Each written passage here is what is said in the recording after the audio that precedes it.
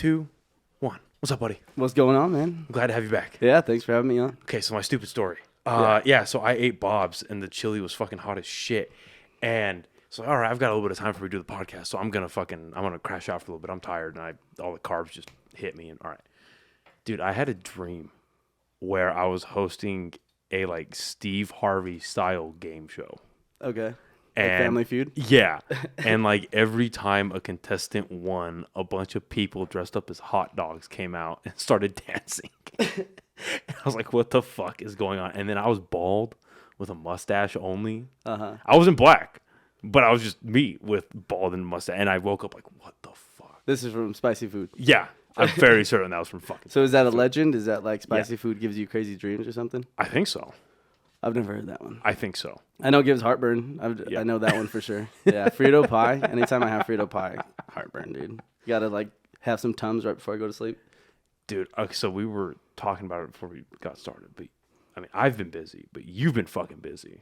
The whole band's been fucking busy. Yeah, we were looking at like the shows that we've done this year, and I think we're getting close to like 25 shows that we've done this year. You know, it's about every 2 to 3 weeks that we've done a show. Holy shit! So we've been real busy. When you went out of state to Arizona? Yeah, that was back in like March, February. Right, and then so did you only do one venue out there?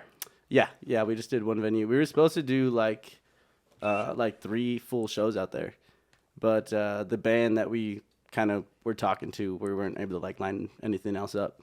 So we just kind of went out there basically just to form like a good relationship with them, and hopefully piggyback something a little later. But and then you guys met with ended up meeting like the owners of the venue you were at, right? Yeah, that's good. It's usually how it goes. Yeah. We kind of like before the show, we'll talk to them, talk to the door people, talk to the bar people, because usually we got to figure out if we're getting free drinks or not, because that's we got to get that before the show. it was kind of fucked out there. They gave us like drink tickets, right? Just one, and then we go up to the bar and we're like, all right, yeah, we'll have a drink, whatever. And Toby I think he got like a vodka Sprite or something like that. And she's like, this only covers like half. But it didn't even cover like a full fucking drink. What, so 2 beers equals 1 cocktail? Is that their fucking system out in Arizona? I guess. Jesus Christ. So, okay. All right, so in your last set was, are we all good? Yeah, I figured it out. Okay, cool. Okay, so your last set was over at Marble. Yeah, that was for Marble Fest. That was wild. Dude, that place was fucking packed. Yeah, that was probably one of the most packed that I've ever seen it. Because they have, I don't know if it's just for that event, but they'll open up like the back patio, and they had like a whole DJ thing back there too. Mm-hmm. And I can't even guess how many people there were. Probably over 1,000, I would think, or around 1,000. Maybe 800. I think collectively, like flowing in and out of the night, I'd say close to 800. Yeah. At one time, they packed that place out to an easy 600 people. Yeah, because they have like on the bottom, you got the inside and then the outside patio. Then you also got the upstairs patio. Yeah, I'd say about 800 people. Yeah, it was like almost suffocating. Yeah, how many people were there? Because I remember I had hung out with you guys at your rehearsal. I had to come back here because I was getting fucked on my computer. It was not. Oh yeah, it was you were doing the Mangoes podcast, right? Yeah, it was not fucking working. So I was like, all right, whatever. So I came back to it. It's like, okay, well, I'm gonna make it. I mean, parking's gonna be a pain, but it's gonna be fine. I parked like 5 blocks down, and then I get up and I was shocked that they were still letting people in. Yeah. Well, we were worried that it was gonna get rained out. Yeah. Because I don't know why, but in Albuquerque, just like for a whole month, every fucking day it rains, around 6, 7 o'clock. Yep. So luckily for us, it only sprinkled for like 10 minutes. But you said it was like pouring when you were on your way, right? That's what I was worried. That's why I called. Oh yeah, that's right. I called you. Yeah.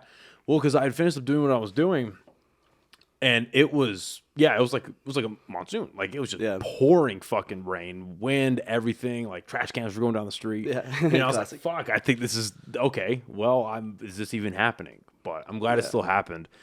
Yeah, that was a really great fucking show. Yeah, that was. I mean, we've played Marble probably the most out of all the venues, and it's like one of our most favorites. But that was the first time that we've ever played to it where it was like that packed. So it was fun. It wasn't our best show, which we were a little sad about. We kind of like give ourselves grades, So it was like a C- show. Why do you say that? Just mess ups, It was good energy. great energy throughout the show. But whether the crowd could tell it or not, we had a good amount of mess ups, and we've never had a perfect show, which I'm waiting for. Really wanting that.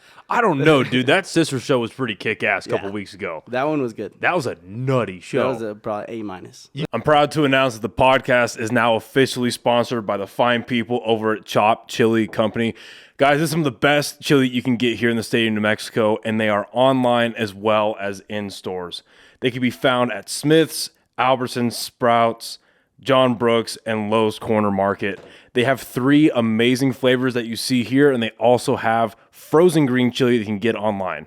Go on over to the website, chopchilico.com, and get yourself some amazing chili today. You guys opened up a pit in that show, dude. We did, for the first time ever. We've done pits before, but that was the first time we ever did it for like one of our own original songs. So yeah, that was sweet. And that's our brand new song that's going to be coming out. We're really excited for it. Is that this month? That's going to be, the end of September. Okay. Either end of September or I think it's going to be very beginning of October because we drop it on Mondays. So it'll probably be like October 2nd or something like that. So let's go back to Marble. Yeah. Why? What did you pick out as a front man? What did you pick out that was wrong? Well, let's see. And this isn't talking shit. No, obviously, because I had this conversation with I think all of you guys except Johnny after the show. Yeah. So it all started with, and I'm not calling him out at all because he's the most solid out of all of us, I would say, was Nick fucked up like the very first. So we started off the show with our new song, like the intro of our new song. And it starts off kind of like with a big drum fill. Yeah. And normally he nails it. But for some reason that time he kind of like did a little hiccup. And we all like kind of looked back at him. And it just like gave us a little shaky start, to start the whole show. And then just from then on out, it was just kind of little mess ups here and there. I think we all during that show had a good decent amount of mess ups. And there's shows where like only one person messes up or maybe just a few. And that's when it's like a decent show. But that last show, like everyone had a few. So that's why I say it was like, eh. On the positive side though, I was kind of surprised because when I walked up is when you guys had just opened Basket Case. Yeah. And fucking Mexican beer. I know Jesus it fucking does it to you. Christ. I was shocked at how many people recognize that song. Yeah. And how many people love that song. Yeah. I was surprised. Because like with a band like Green Day, because I listen to all their shit. Mm-hmm. And I equate like their more popular songs like the deep cuts. I love it all. So it's hard for me to like, because I'm biased, right? It's like how much of it is going to be like crowd loved and how much of it's like, oh, I only like it because I'm a fan. Mm-hmm. You know what I mean? What are the deep cuts? What are the big hits? Yeah. So I was shocked at how many people loved that. And even though there were bits of it that were messed up, the anthem hit really well too. Yeah. The anthem hit really well. Yeah. I was pleasantly surprised. Well, that's a fun thing about like being in this band is that we get to play those kind of covers because like we grew up on all that kind of stuff, like Good Charlotte, Fall Out Boy, Linkin Park, all that kind of stuff. And so being able to play those songs now, I almost imagined myself like as the front man of that band, because I'm basically doing what they're fucking doing, and so it's just so much fun being able to do that, and then also being able to create our own stuff and seeing the different reactions and similar reactions, to a big hit song and then one of our own songs. Well, I mean, we've talked about it before. Like the reason why you guys do so well with that type of cover music is because you guys love it so much. Mm-hmm. Like you guys are actually like you grew up on that type of music, you enjoy it. Again, I think as you grew up as a person, you became a musician. That music kind of grew with you. Yeah. So you have a better understanding of it. You have a new type of love for it. Yeah.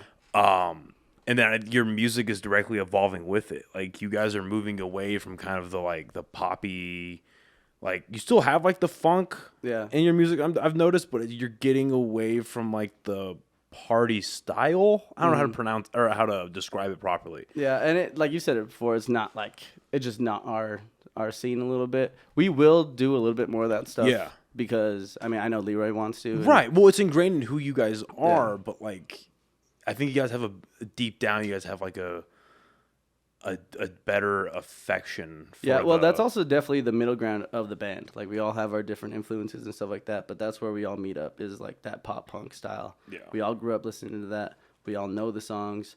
We all like the songs, and then I think that's why it's so easy for us to make that kind of music is because that's where we can all relate to each other. Yeah. You guys do it extremely fucking well. Looking back at a show like Marble Fest, how do you learn from that? And like mistakes that you as a front man, like mistakes that you yourself might have made. Yeah. How do you learn from that? And then what do you do in practice to tune that up? Because again, it wasn't a bad performance. Like it wasn't like, oh, they fucked up, they suck. Right. There shouldn't be. No, like it was a good show. Yeah. Like it was a very good show. And what I was telling Toby, I think I told you this as well, but definitely Toby and Nick.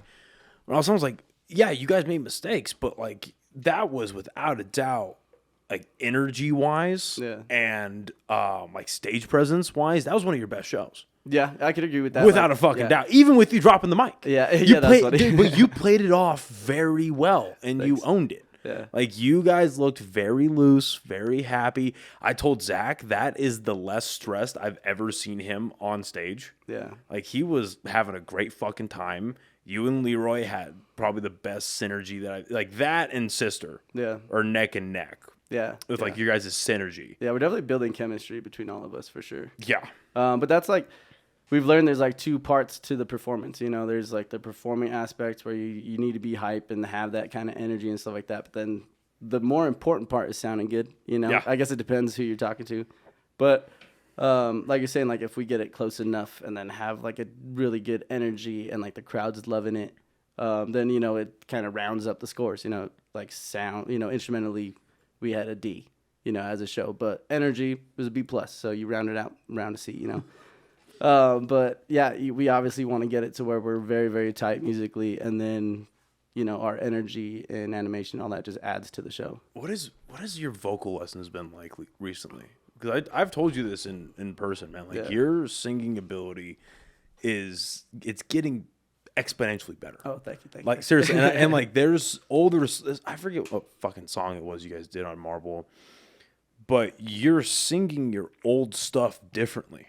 You're singing it better, like just flat out. You're singing it better than you used to. Oh, thank you. So what are you doing during your vocal lessons? And is it still with Josie? Yeah, it's still with Josie. Yeah, we meet with her like probably like once every 3 weeks. We do like warm-ups for like 20 minutes.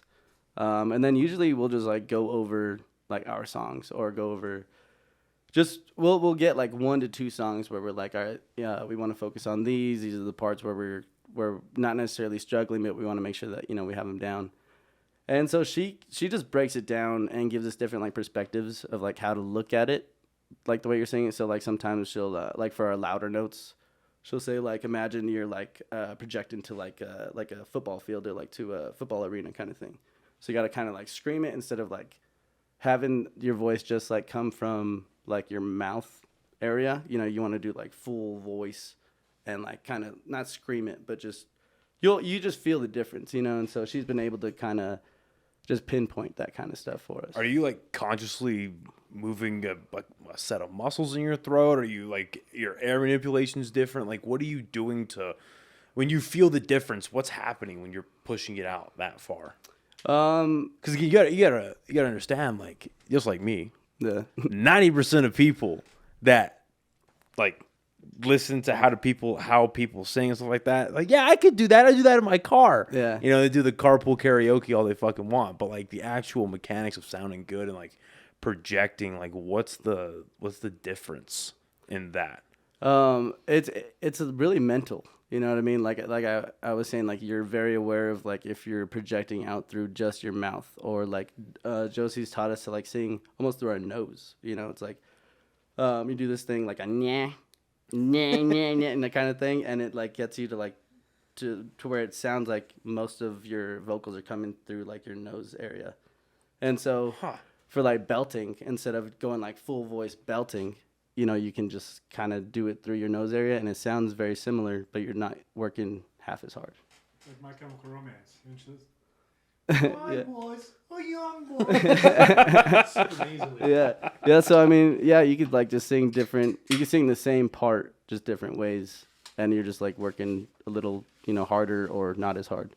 So just finding, just different tips and stuff like that has been really helpful. So it sounds like you're just letting a lot more airflow go through, and that's carrying the notes rather than actually pushing it out yourself. Yeah, and breath control too.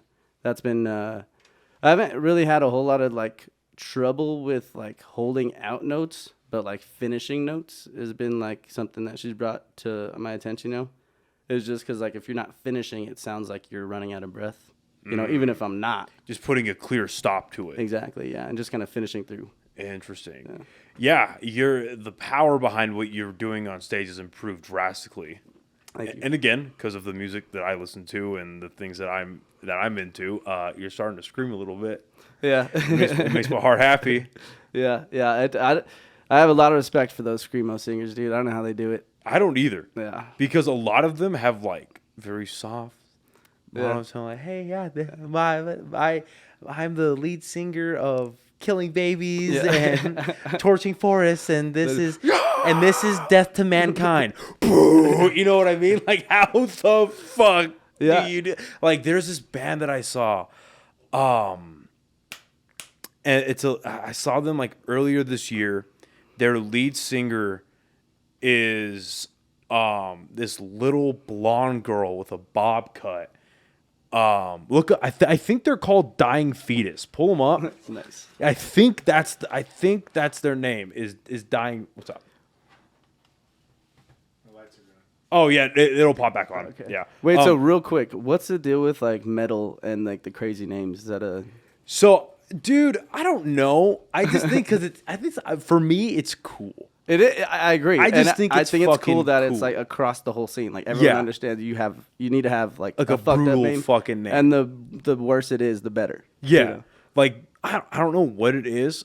And again, I just think I think the whole point, I'm sure there's someone who like knows Oh, yeah. the like history. Well, actually, okay, when he's look up Dying Fetus front like lead singer or whatever. I think it's them. I just know their name has something to do with a baby. I just don't- That sounds right. What do Yeah. you say, Dying Fetus? Yeah, but I know there's that band, but there's like another one. But anyway, so there was a band in the 90s, and they were called Mayhem. It's not them? No, but this is like an older band. Yeah, I forget it'll come back to me later. But anyway, so look up a band called Mayhem. Look up Have you seen their movie? The movie about Mayhem? about the singer. Well, it's about the band. Yeah, the singer is like he's like the main guy about it. But No, I haven't seen the movie. oh fuck, what's it called? What's it called? But it's about that. Go Yeah, pull look it up I'll look try to up think. Mayhem uncensored album cover. Because I think if I were to pinpoint, I don't know shit about like the history of the music or anything like that, but I had to pinpoint where all the craziness of like violence and like keeping like the shock counterculture aspect, it's from that band. Yeah. Because you know about the album art, right? With the dead singer on Yeah, it, where yeah. he blew his head off with a That's shotgun. in the movie. Yeah. Okay. Yeah. So Look up what the movie is called real quick. Or well, after you're doing whatever you're doing. God damn this. you're the only one who got that right so far. I think not got it right, but I think he's the one who did the transitions the best. Because this thing's a bitch. Him. Because we had him produce one episode. Yeah. And it's a bitch dragging it over. Yeah. So. Because was it Mayhem or was it Death? Yeah, it's that one right there. Yeah. Yep, there it is. So for everyone listening or watching on YouTube, so that album cover, if you can like open it in a new tab, that album cover. I'm trying to see this better one. Yep, just leave it like there that. you go. Yeah, so that album cover is the lead singer after he committed suicide. Yeah, that's real. And yeah, it's a real picture of like that's what it looked like when he died. Yeah, that's like when they found him. And so they took a picture of it before they called the cops. And they had already had the album done. Yeah. And so they printed it self-labeled or whatever, self-distro with that.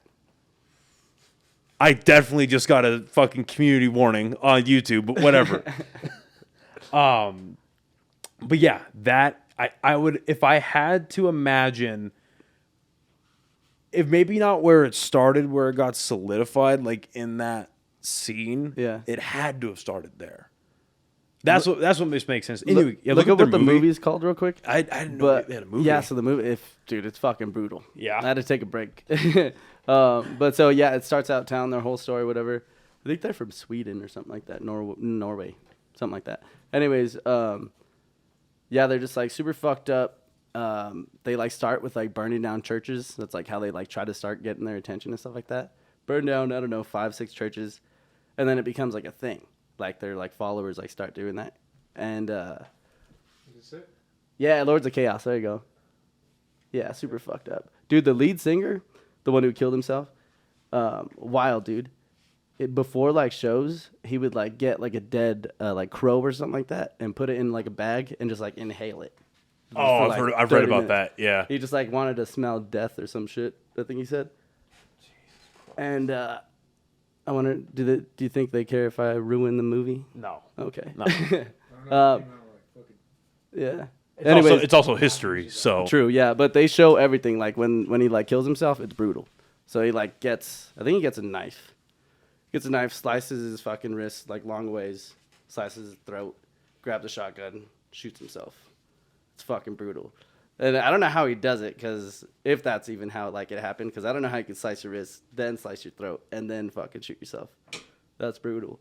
damn. But if that is how it happened, then they came in, found him, took a picture, a little selfie, for the album camera, or for the album cover. And then it fucking ends with the guitarist tracking down the lead singer and stabbing him to death, like in a stairway thing. And then that's how it ends. A new lead singer that they hired? Not lead singer. I'm sorry. The bass guy, whoever the main guy is right there. So he gets stabbed to death at the end of the movie. I think he's a bass player. Oh, so they just motherfuckers die at the end. Oh yeah, Jesus Christ. it's a brutal movie, dude. I wouldn't recommend it for anyone who can't like take shit. I want to watch that fucking movie. Yeah, I had it's no idea pretty they made a brutal. movie about. Holy But I shit. don't know if that's how all the like crazy names started. Well, I mean, I would imagine it's where like that again, like that counterculture and the Right. the mood, the tone, the shock value of that continued. Mm-hmm. And then now it's just like a marketing thing. Like we were even talking about how like the Slums of Harvard could do a death metal style shirt. Yeah, yeah. Remember we were talking about that with the spiky like whatever, just because it would sell. Exactly. Like yeah. it would sell really well because people in the mainstream like that style of not font, but the stylization of their bands now. Yeah. And Also, I think it's so funny how metal names like you just can't read it. Whatever font that is, like they just try to make it as illegible as possible. yeah, and it I don't know, yeah, I just think it's fucking hilarious. Anyway, back because we were talking. This is all starting because we were talking about screaming. Oh yeah. Talk about chemistry with you and Leroy. I noticed that he belted out a little scream as well. Oh yeah. Yeah. In the new song. Like you guys are moving towards that style, and I'm biased, but I'm your friend, so I gotta say something. Keep it up. I don't Keep think it we'll the ever fuck do up. anything like script. Like Oh no, that's I'm what not. we'll do. Oh yeah, no, you know? I'm not expecting like anything nuts. Yeah. But like owning the like Linkin Park right. type style of thing, it fits well with y'all's genre. Nice, yeah. And we know you'll make Nick happy doing it. Yeah. So That's the main thing. We just got to keep Nick happy. If he's ever mad, we're like, oh no. that's fucking hilarious. But yeah, dude. Yeah, dude. Me and Leroy have definitely gotten a lot of chemistry. The other day, he was actually showing us. I think he was showing me videos of the Sisters show, and just like how we were jumping at the same time. We were doing like the same hand movements, just like doing shit at the same time without even like planning it, just from doing it enough times. Just classic chemistry building. And I mean, it's not just with us. It's like with everyone in the band. We're all just getting more comfortable. What are you doing on your own to practice? Like to help manipulate, like we were talking about like breath movement. We're talking about like the muscles in your throat. Like, what are you doing on your own? I mean, just singing in the car. You Yeah. know, just throw on a song and make sure I can hit notes and stuff like that. It's more on like recovery is what I do, because like I'd fuck up my voice all the time, especially like this last weekend, because we did the news on Friday, and then we had a show that night, and then we had a show the night after that. And so Sunday, my voice was pretty fucked. And so I just need to basically just recover it well. And that's just tea and honey is kind of what I do. How was that? How's being? Y'all look good in the news, dude. It was fun. It was our first like TV appearance. Did they approach you, or did you approach them? Yeah, I think they hit us up. That's sick. Yeah, so it was a lot of fun. Had to get up early. It was definitely the earliest like I've had to sing. So I was a little nervous about that, but it was good. We were only there we got there at 7. did a sound check around like 7:30, and then did nothing for like 2 hours. So we went to go get some mimosas, and then they called us back at like 9:30. We did the song for like 4 minutes, and then we were out of there. So it was easy. So you showed up, did sound check, went and got fucked up, came back. Yeah, dude. I mean, that's what we do. You know, we like to have drinks. You know, in any kind of downtime. We do live up to the name a little bit of getting slummy. You know, the sons of Harvard. You know, we like to have fun. I was surprised to see you guys do. I didn't even know Chiba Hut did fucking live stuff. But I was like, damn, music and a sandwich? Let's fucking go. And then I show up to the damn sandwich shop and I can't order a fucking sandwich. Yeah. That was depressing as shit, man. Yeah, I don't know if they've done that event before or not. But we knew like what it was gonna be. It was gonna be like we were getting paid for it. They didn't have a stage, no like sound, so we were gonna have to bring our own stuff. We've done that before, and we know like what kind of show that it ends up being. Yeah. So we weren't like really surprised at the turnout or how it went. Again, like we didn't feel too good about that show, but hey, we got paid for it. So. Yeah. Well, it was a fun little gig, dude, and it was practice for Marble Set, even though it didn't. You know. For real. Yeah. Oh, but you asked a question earlier about like, I guess what I notice or what we need to do to like get better as far as, you know, if I didn't like that last show or whatever. And that last show, it just comes down to practice. We weren't practicing enough. You know, normally we'd like to run through a set like 3 to 4 times before the actual show. We only did it like twice. So I mean, due to time, like yeah, and so like that's just what it comes down to is just practicing, you know, and like the ones that we messed up on were our new covers, so like we just haven't had a whole lot of time to practice those ones. How do I word this? Like, so when you guys, because you guys do, like we just established, you guys do covers that you know very well and you love, and you're all practicing on your own. Is there a bit of like, sometimes do you think there could be a bit of overconfidence when you're doing that? In a practice, like, oh wait, we know this song, we fucking nailed it. Okay, yeah, we're good. Let's go kill it. Like in terms of after we've played it, or no, after like a practice. Oh, gotcha. They've only practiced like once or twice. Like, yeah, we all know this song. Yeah. Well, that's the thing is like, cause I mean, you've been to a few practices. Like sometimes, like most of the time at practice, we were nailing it, you know, and then when we got to the show, just I don't know what happened, you know, just shit happened. But yeah, I mean, just practice is a big part of what we need to do to get ready for shows and stuff. Was this always the way you saw your life going, as being a performer?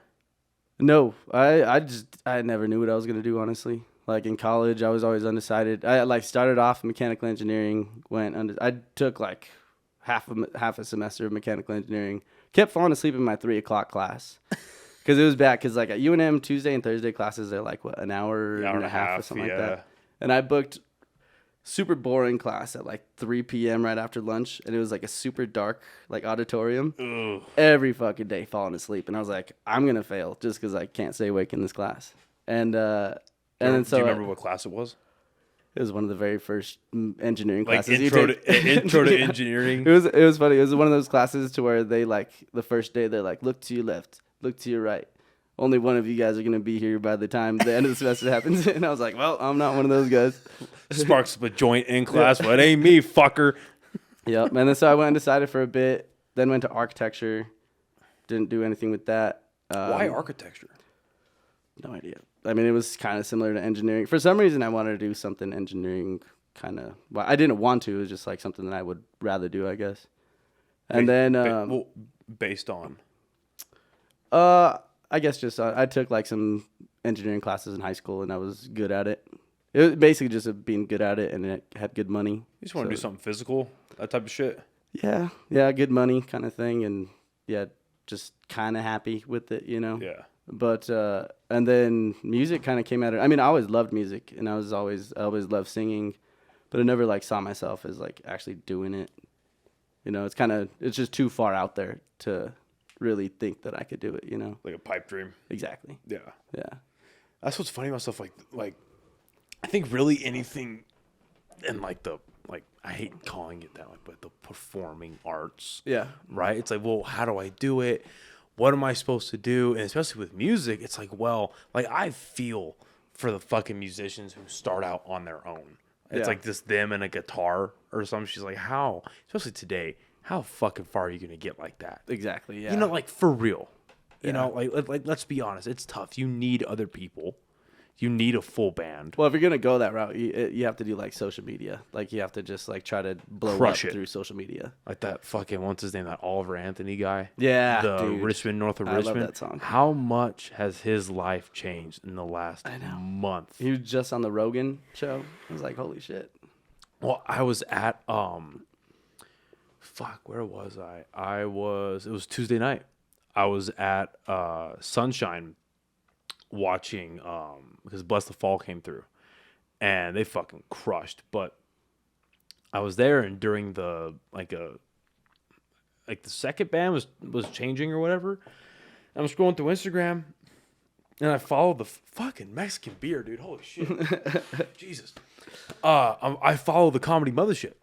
Oh yeah. And Tom Segura was up, and he goes, "Hey, this is something really cool. A special guest for you, Oliver Anthony." And he fucking came out at the Mothership. And did he play? Yeah. Oh shit. Yeah. Oh, they didn't put the actual like performance on the Instagram, but they had Right. Segura bringing out Oliver Anthony. That's sick. And then the next day he's on Rogan. Yeah, dude, that dude's life changed overnight. Yeah. That's wild. But that's like what? Literally 1 in a million, 2 million even. Yeah, I don't know. I mean, and that's a crazy thing is like the only reason that happened is because of how good that song is. You know what I mean? I think there's more to it. There's as far as what? I think, because he was already working with whatever company it was that had came out, because he had already been talking to this, whatever page originally put him out. Right. Right. Yeah, He had been working with that like production company. Mm-hmm. It's like, okay, cool. And I don't know. I get skeptical of the overnight successes because there's always something more behind it. See if it's all planned. Yeah, like a bigger plan. well, we don't know about it right now. Yeah. But like, so for instance, people thought the same thing about Billie Eilish. Yeah. And her brother starts with an F, Phineas, right? That it was, they were just, these two siblings that were just playing music, and one day like that song on SoundCloud finally blew up. Right. No, in Their parents are reality, actors. what actually happened was their parents are in the industry. They knew some really good production people, and they knew a couple of lawyers, and they were like, "Hey, my daughter and our kids are releasing this song on SoundCloud. Work your magic." It blew up. They got signed. Like, come on. Yeah. You know what I mean?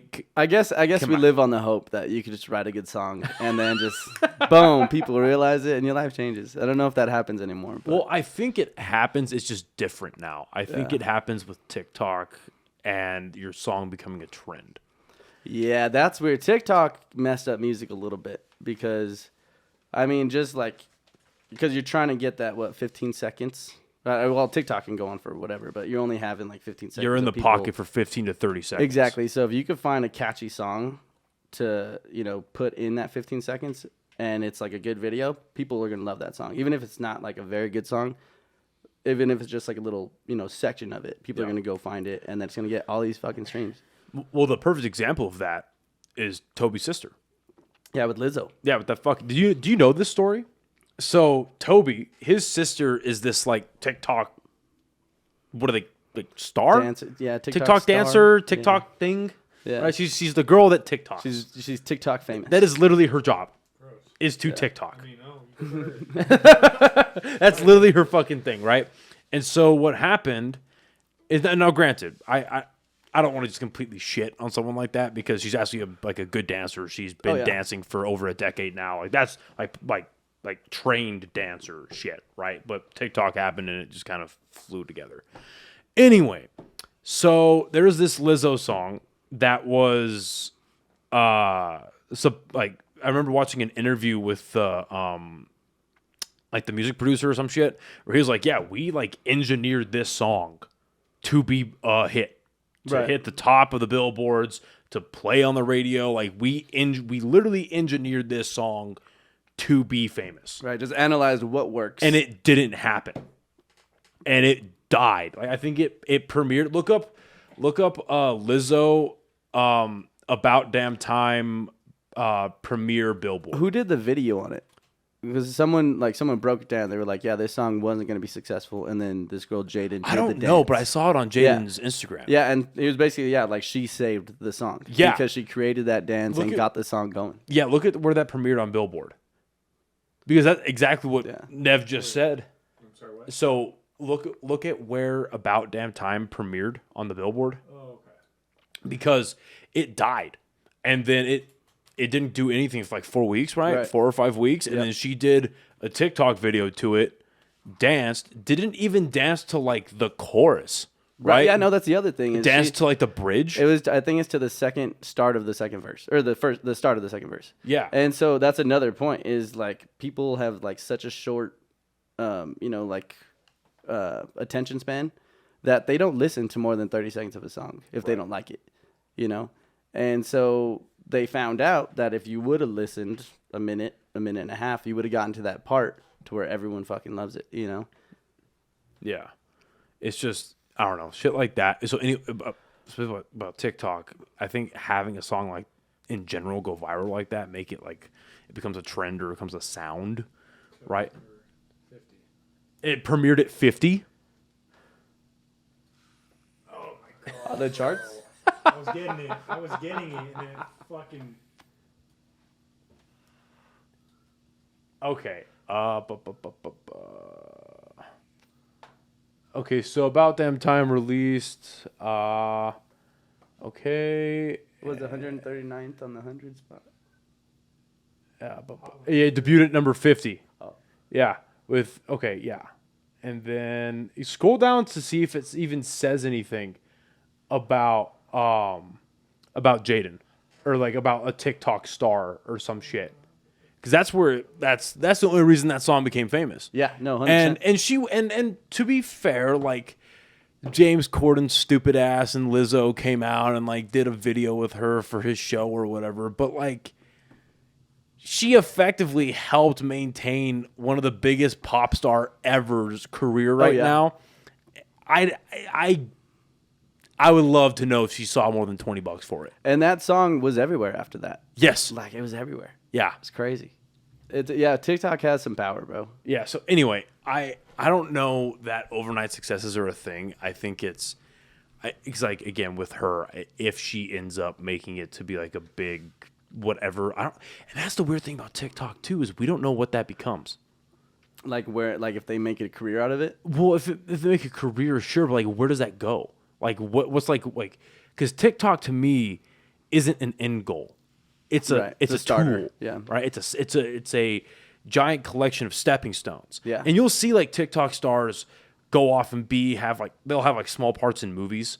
Like this one guy, I forget this guy's name. Is this black like TikTok dancer dude? He went and he's been in a couple. Like he was in Greenland with Jar Butler. Oh, yeah. If you ever seen that, he was the guy. Remember when they get trapped on the truck and like Jar Butler and a couple other guys? The younger black guy. He's a TikTok star. Okay. Yeah, and so like he'll be in a couple of movies or like obviously like with the Vine era, the Paul brothers are still big, but then also they had Disney Channel. Yeah, well, right? with Vine, also Kane Brown, Shawn Mendes, Jimmy Tatro. I didn't know that. Yeah, oh, they all started with Vine. Okay. Just from like singing covers and stuff. So, but then with TikTok, it's like I really feel that is again stepping stones, right? Oh, like, yeah, where does it lead to? We haven't seen that yet. Yeah.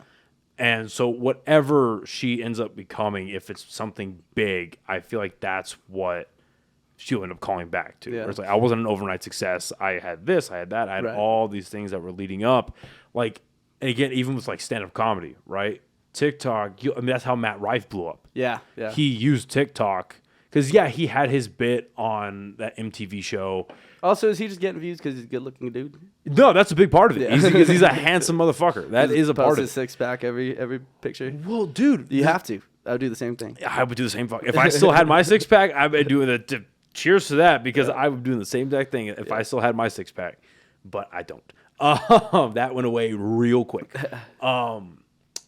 But I've had friends that have seen him live. And they're like, yeah, his actual material, it's okay.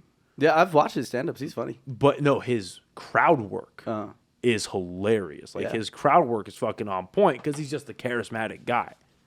And now he's gotten to a point where like he knows what his niche is, and he hammers it hard. Right. And he knows that at every show he goes to, there's going to be stupidly attractive women.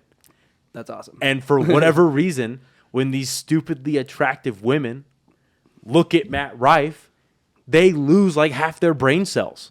So they're like Scottie Pippen laying up a ball to Michael Jordan, and he just dunks it in every time. Like, you'll love this.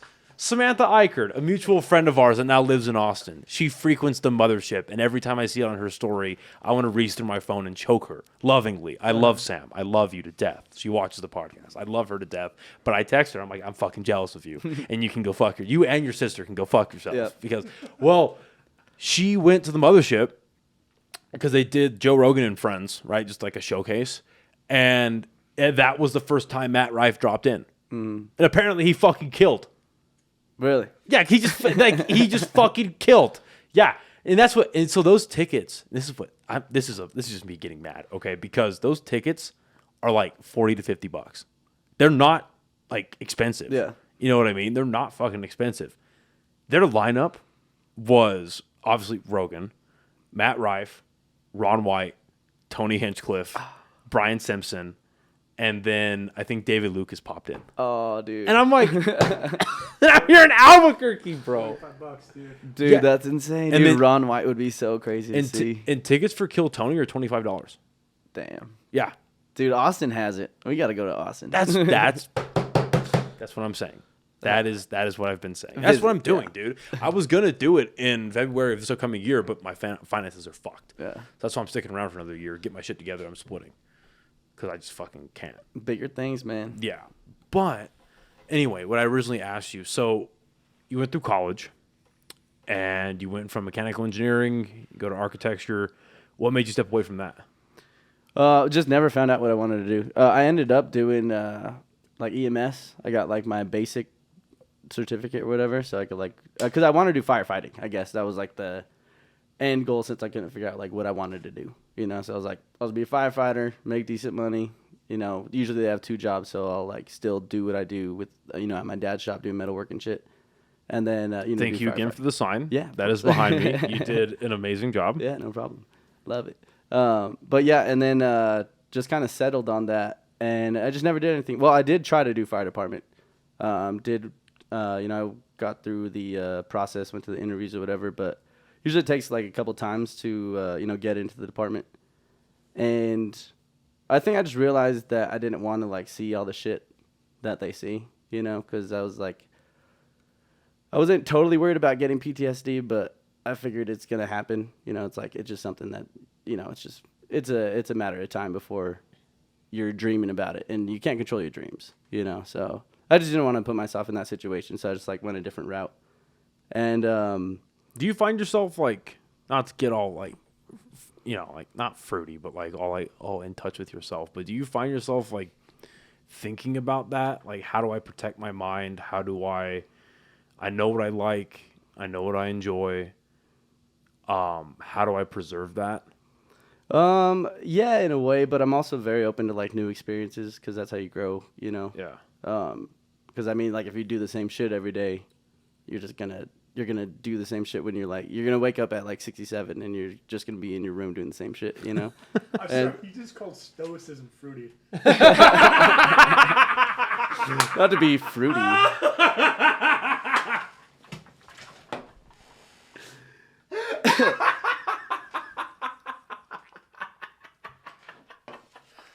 Why don't you have a mic? What the fuck? Grab that mic to your left. Nevin, you had him the mic down there? Yes, sir. Just put it right here. It'll fit right there. Then move the keyboard and yeah, man, but yeah, it's on. I think it's on. Okay. Is it sure? Yeah, it's on.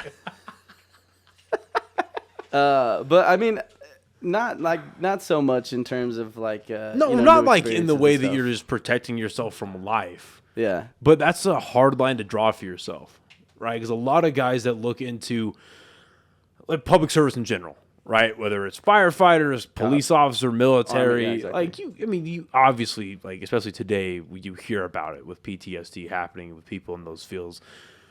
95% of guys look into that. They're like, nah, fuck it. I'll deal with it. I'll deal with it when it comes, or it's not going to happen to me. Yeah. So is that like an actual conversation you have with yourself where it's like, well, I want to do this job, but maybe I haven't done it yet, but I don't love the idea of it enough to potentially risk a part of my mind. Yeah, I mean, definitely. And then also part of it was like while we're in school training, I mean, there was like probably 3 or 4 times during the semester where we had to have like a day where we like dedicating, not like a memorial kind of thing, but to like a firefighter who killed himself, or like someone who like killed himself while in duty kind of thing. And it was just so often, and like there's so many stories of like, you know, they were like fine, and then they drove off into the mesa and they like shot themselves, or they did some carbon monoxide poisoning or some shit like that. And it's just it just seemed like what they were saying is like it's a matter of time. You know, it's not like it's gonna happen. You know, because if you're doing this job, you're just gonna see some crazy shit, and you don't really have total control of your memory, and that's hard. You know, when you can't control your you know, your emotions, or I guess just not being able to control your thoughts as much. It's got to be crazy. And I just never wanted to put myself in that position. I mean, that's fair. And I think that's something a lot of, especially guys, right? A lot of guys won't say out loud. Yeah. Because 15 years ago, that's perceived as weak. Right. You're not, you know, you're not up to snuff. You're not willing to serve. You're not willing to sack. All that type of shit.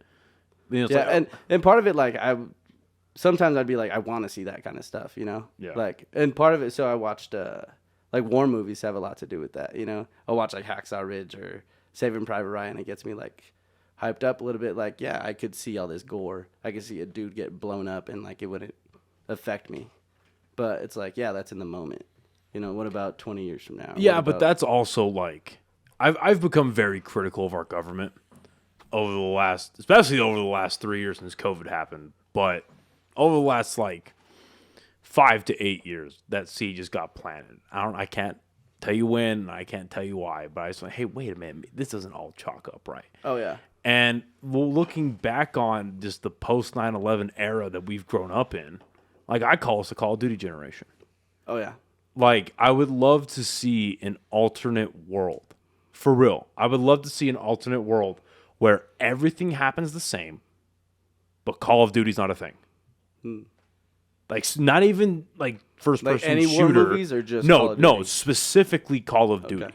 Like, that video game franchise never exists because, like, look up when the first Modern Warfare came out. That was like 2007, I want to say.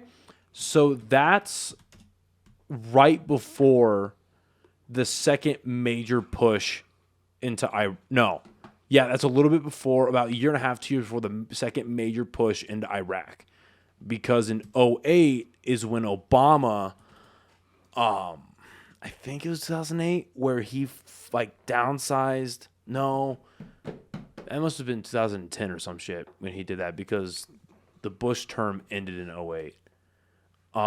But either way, it was still during the height of getting into the Middle East. Right. Like, that's still in the thick of it, right? And so you have kids because 2004. What was Call of Duty? The original Call of Duty came out in 2004. Right, but Modern Warfare. Modern Warfare? Like the very first Modern Warfare. 2008. Okay. Yeah. So that's right at the end of the Bush administration. So I really do think that had a direct impact psychologically on the male generation, but really all of us, because most of the guys our age grew up doing that. Right. And you're like, oh, yeah, Call of Duty's fucking sick. I want to go do. I mean, that's how they got me. Right. Yeah, it looks cool. Like when I got my first smartphone, I figured out how to download the little from Modern Warfare 2, where like you start up a multiplayer match and he goes, Rangers lead the way. I downloaded that as my fucking little text tone. I was like, yeah, I'm going to fucking do it. I'm going to be a Ranger. Yeah, I'm going to do the thing. And so I really think that like a lot of us got pushed into that where it was like, yeah, I can do that and I can handle what this video game is showing me. When in reality, most guys can't. You know what? I think smell is crazy. I was just about to say that. I was the same way you were, kind of still am, but like, oh, I can do that. I can fucking go gung-ho into whatever the fuck. And then the first time I had that call where it was actually really bloody, like, yeah, you can handle the side of it, but smell, bro. Yeah, like, dude, yeah, the smell of blood is crazy. I can't get the smell out of my nose. Like, it's forever there. So I can deal with the smell of blood and guts and all that stuff. Shit and puke. No. My thing is shit. I can't do it. I felt so bad because I used to work in the caregiving industry as a manager, right? And every now and again, I'd have to fill in when a caregiver called off, couldn't come in, got sick, yada yada, quit. Most of the time, quit. I felt so bad. We had, and this was at a company that was a private pay. So I used to work for a state-funded company, but one of them I worked for was private pay. And we had a lady. She was maybe 41 years old, full MS, neck down paralyzed, like horribly fucking, like horrible deck of cards, just, or hand of cards, right? Just life really fucked her. And then her husband worked in not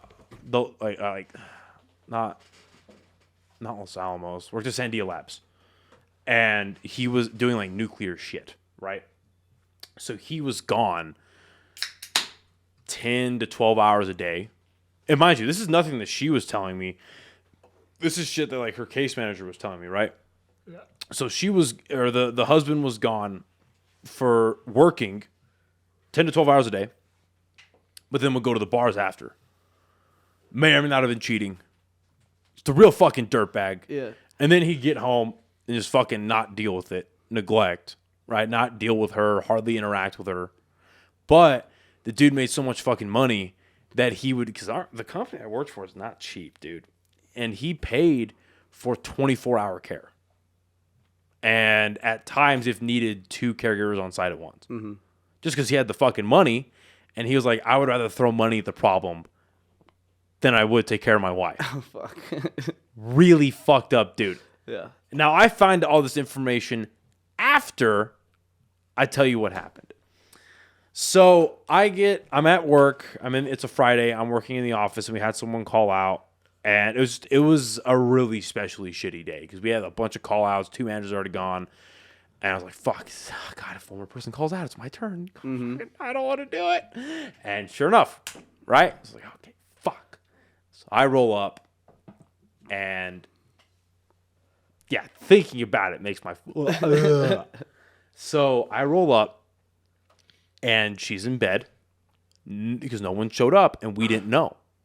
Because the caregiver had literally lied about showing up. Fuck. Like they showed up because you with that company you clock in on your phone geographically. Okay. They had clocked in like in the front porch and just left. Uh-oh. So fucked up, right? Fuck those guys. Like so fucked up. So we get a call at like 11:30 in the morning, and this poor lady is like, because she would always keep. Like she had an Alexa that she had hooked up to her phone or some shit like that, and then she would have like an AirPod in or some shit.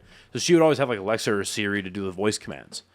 And so she was like, "Hey, sweet lady, dude." They always are. Yeah, they always are. And they're No, like, no, they're not. They're normally not. But she's like, "Hey, I just want to let you guys know that my caregiver's has shown up." And she's telling us 2.5 hours after the fact. Oh fuck. Yeah. So it was like, motherfucker, dude. Okay. So I show up, she's in bed, and she's filled her adult diaper. I was not prepared. Like, I'd smelt shit before. Like, I've been working in the industry for about 2 years. Yeah. Year and a half, 2 years. I know what the smell is, so I like prepared, and so I was like, all right, I had because it was still COVID regulations, so I had a mask on. I double masked, not for COVID, obviously, but I double masked, put my fucking gloves on, and as I removed the comforter, I was like, oh fuck.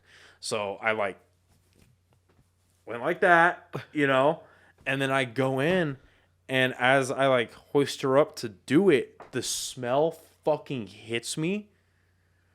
And I felt so bad, and thank God she had a pad under her, because I like put her down, and I was like, "Give me a second." And I went. She's like, "No, it's okay." And I went to the bathroom, and I like held in my puke because it was so bad. Like thinking about it right now makes me sick, because it was like easily 4 pounds, dude. Oh my God, Dude, it was so bad. It was so. So yeah, you're right. Smell is a crazy thing, son. Yeah, it definitely is. Smell is a crazy fucking thing. Yeah. I mean, you'll have to talk to Zach about some of that stuff. He I'm has going to. Way more experience. I'm going to. I'm very excited to get Zach in here. Because he's part of AFR, right? He's Bernalillo. Oh, he's Burnco. That's right. With it's like C team. just Does he get paid more or no? No. Oh. just like Jake is, huh? I don't know. Yeah, I think so. Yeah. Anyway, so you end up getting your basic EMT or EMS license. Yeah. You decide not move in with it, or move forward with it rather. Yeah. What year is that? It's like 2018, I think. Okay. 2017 probably, because then after that, that's when me and Johnny went to Australia, because we didn't know what the fuck we were doing, so we were like, might as well fuck off a little bit. And then yeah, okay, so how long had you and Johnny known each other before Australia happened? like a year maybe because I lived at Lobo V for a little bit, and they would just like come to my place during classes, or like when classes wasn't happening and shit like that, and they would just like come and smoke and drink and stuff like that. And I didn't know Johnny at the time, but we were just like mutual friends. And so he'd come over with Nate and Willie and some of our other guys. And then I don't know how it happened, but we started talking about like studying abroad and like where we would want to go and stuff like that. And then we agreed on Australia, and we just fucking did it. Like we weren't sure, because we got cold feet like 8 times. We were like, nah, we're not gonna do it, because you have to pay like $500 before you even go. Like through application fees, all this other stuff. And are you working at this point? Do you have? Yeah. I was working at the same place I work now. Okay, so you're doing the metal work. Yeah. Okay. So I was able to do that, and finally, me and Johnny were like, "Yep, let's fucking do it." And we would just after class every day, we would like go back to my place, smoke, and we would just throw darts at our dartboard for like 3 hours, just like talking about all the shit we're gonna do. And it was awesome, because we would do that literally like probably 2 to 3 times a week, and I didn't smoke much back then. So he would like get me outrageously high, and then they would leave, and I would just go to bed and like wake up the next morning. I'm like, what did we talk about? What did I agree to? Yeah, that's me after I leave your and Leroy's fucking house. Yeah, at like fucking 5 a.m. Yeah, I'm like, what? No, yeah. Yeah, he's got a problem. Someone needs to talk to him about it. He won't let people go to sleep. Yeah, I was gonna say he does not have a drinking problem. No. He does not have a drug problem. Yeah. He has a conversational problem. That's coming from me, bro. Like, I love dude, I love you to death, but he's too interesting for his own good. And yeah, because I remember, because when was that? We weren't even, like, we had a couple of beers, but we weren't like drinking. Oh, because I had went over after I saw Just Velvet play. Mm-hmm. And I ended up going back to your guys' place, and it's me, him, and Dan. And we're hanging out, having a conversation. Dan, I think, realized this is going to be a long situation, so he splits around 2:30. Me and Leroy are having a conversation about nonsense until, like, not nonsense, but just stupid, like, just, like, life. Drunk shit. Yeah, life shit. Until, like, 4 in the morning. Oh, my God. He walks out of his bathroom at, like, 4:15 to take a piss, comes in and starts hanging out, and I don't leave till, like, 5:30. Yeah, always. That's always how it fucking happens. So, anyway, you and Johnny are talking about it. You finally decide to go. You put the 500 down. Yep. How long of a fucking flight was that out to Australia? I think it was 13 hours, 14 hours, something like that. Because we flew LA, and then from LA to New Zealand, and then New Zealand to Sydney. Did you stay in New Zealand any significant amount of time, or was it just like a layover? In New Zealand, yeah, it was just like a layover, like an hour or something like that. Oh, okay. But so me and Johnny, we snuck on edibles onto that Australian flight, and we didn't even realize like how bad of an idea that was until like years after. But yeah, so we were sneaking onto an international flight, or not sneaking on. We were going onto our international flight, and we got, I think they were just like gummy bear gummies, just like 10 a piece, and we just threw them in like a bag of candy. So like the extreme, just any kind of gummy worms, shit like that. Threw them all in a bag, and then no problems at all. Went right through security in our carry-ons, and then as soon as we got on the flight, I popped like 10 of them. And these were edible? Yeah. Yeah. So just insanely stoned like the entire flight over there. I think I watched Toy Story. I was like, this is so cool. And then they brought us dinner. I was like, what? It was so great. Then I woke up the next morning. There was like an hour left of the flight. I was like, this is sweet. This is sweet. What the? I don't know if I could do that, dude. Because like, if I'm on a flight and I'm just over it. I'll like take, because I'll bring like the pill version of NyQuil. Yeah. Right. And I'll just take that and go to sleep. Because I just want this experience to be over. If I fell asleep into a deep sleep on a flight, and then woke up still on a plane midair and not about to land, I think I'd be mad. Yeah, I mean, it wasn't too bad because there's only an hour left. I just woke up, so it was like, and then breakfast was coming, so I was like, this ain't too bad. So you landed in Australia. How long were y'all there for? We were there for like 7 months, I think. Holy fuck. Yeah, it was fun. Where the fuck? What happened? Like, where did you live? What were you doing? Like, so me and Johnny went out there with like no place to live because we were like, we're gonna find a spot once we get out there. So we got an Airbnb for like a week. So we're giving ourselves a week to find a spot once we actually get out there and we can go see the spots. how much American money did you go out there with? So it was basically the same as like living here, kind of, because school was the same amount as UNM. The dorms were slightly more expensive than what I was paying at Lobo V, and then living was a little bit more expensive. So it wasn't like too much of a shock. Oh, really? Yeah. Okay. And they take American dollars out there. Yeah, actually, at that time, it might still be, but the American dollar is worth more out there. So I was getting a little bit more bang for my buck. Right. Yeah, that's what I'm saying. Right. So how much American money did you go out there with? Do you remember?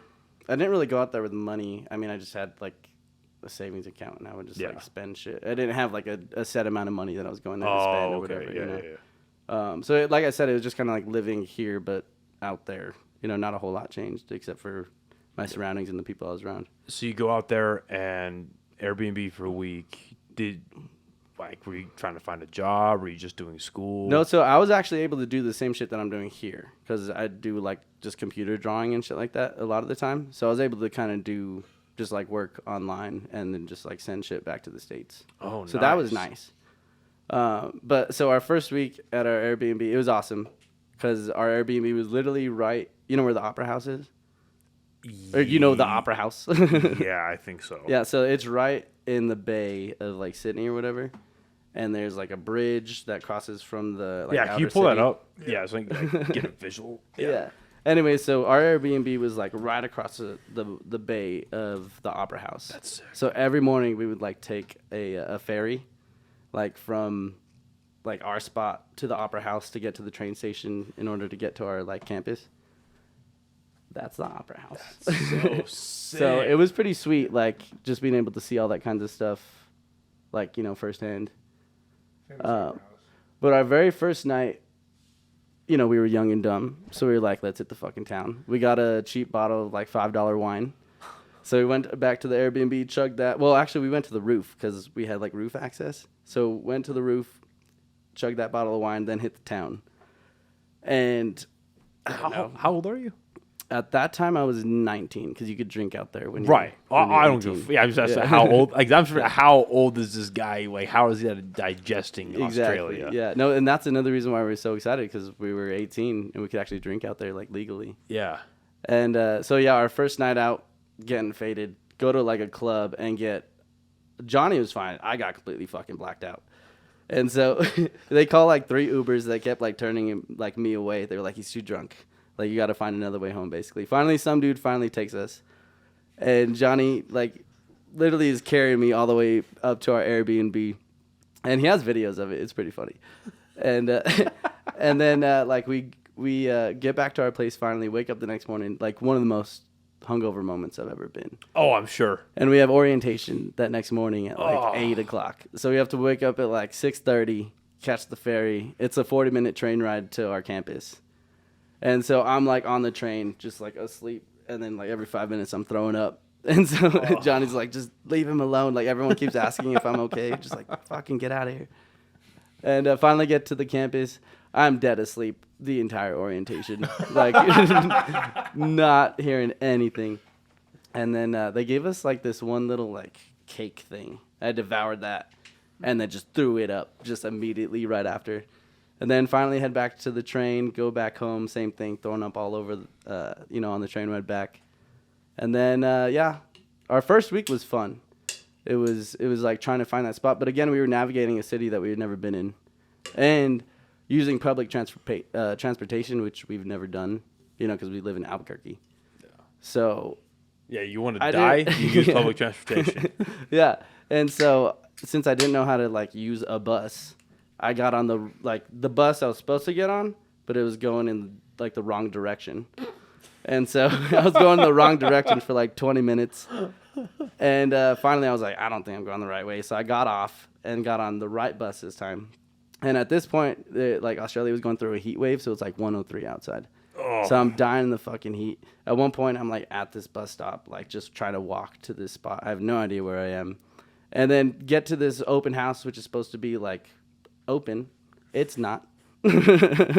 So, like, I have to, like, call the guy, and he's like, yeah, I can't get there today. And I'm like, well, what the fuck? So I get back on that bus. It's like a whole other hour just back to the Airbnb, and Johnny's waiting there. He's like, well, how was it? I was like, I didn't get to it. It wasn't, dude. It just wasn't. And so finally it gets to, like, to the last day, and Johnny ends up basically getting a room in the city with he basically rents a bed because it's a 3-bedroom apartment with 2 people in each bedroom. And so that's how he was living most of the time. 3-bedroom apartment. And so he was one of 6? Yeah. In a 3 fuck that. Yep. Yeah, that's how you got to live in the city though. And so he did that. And I was like, well, I kind of want to do that, but I'll just go to the dorm since I know that that's like a for sure thing, and that there weren't any like listings that I had like seen like at that point in the city. How much stuff did you guys bring with you? Like a suitcase, whatever fits in a suitcase. Yeah. We weren't trying to pay extra for flight shit. Right. That makes that's what I kind of figured, but I was trying to think like if Johnny's able to fit into a fucking basically a sleepaway camp, Holy shit. And so I ended up just going to the dorms, and I'm happy that I did that because I met so many cool people. Like it was cool because if you are from Australia, most of the time you're not going to be living in the dorms just because that's just not how it worked out. Why would you? Yeah. Yeah. And so anyone in the dorms is like most of the time international. So, I mean, I met people from everywhere, Germany, Sweden, fucking Brazil. It's just everywhere. It was really cool. That's sick. Yeah. So you're there for 6-7 months. What are you studying out there? Nothing. We really just went out there just to have fun. Yeah. What were you supposed to be studying? So out there, with like studying abroad, you have to like find classes where the credits like will swap over or whatever. Yeah. And so for the school that we were going to, like not a lot of classes were gonna switch over for credits. So that's kind of why we just took nonsense classes. Like we took outdoors, some kind of nature outdoors. And Outdoors 101. Yep. Okay, listen, you're going to come out and just stand and not be scared for 5 minutes. That's kind of what it was. I think what it was at the basis was like getting a grounding for teaching like special needs people and like learning how to do outside like curriculum kind of stuff. The fuck? I think that's what I it was. never would have guessed that. But like Johnny never showed up. He was a special needs kid. Didn't know how to get there. Well, because so our campus was. So I lived kind of right on campus, but Johnny was a 40-minute train ride every day. And so Jesus. he never went to fucking school, dude, ever. And so like I don't think any of our credits transferred. We really were just out there for having fun.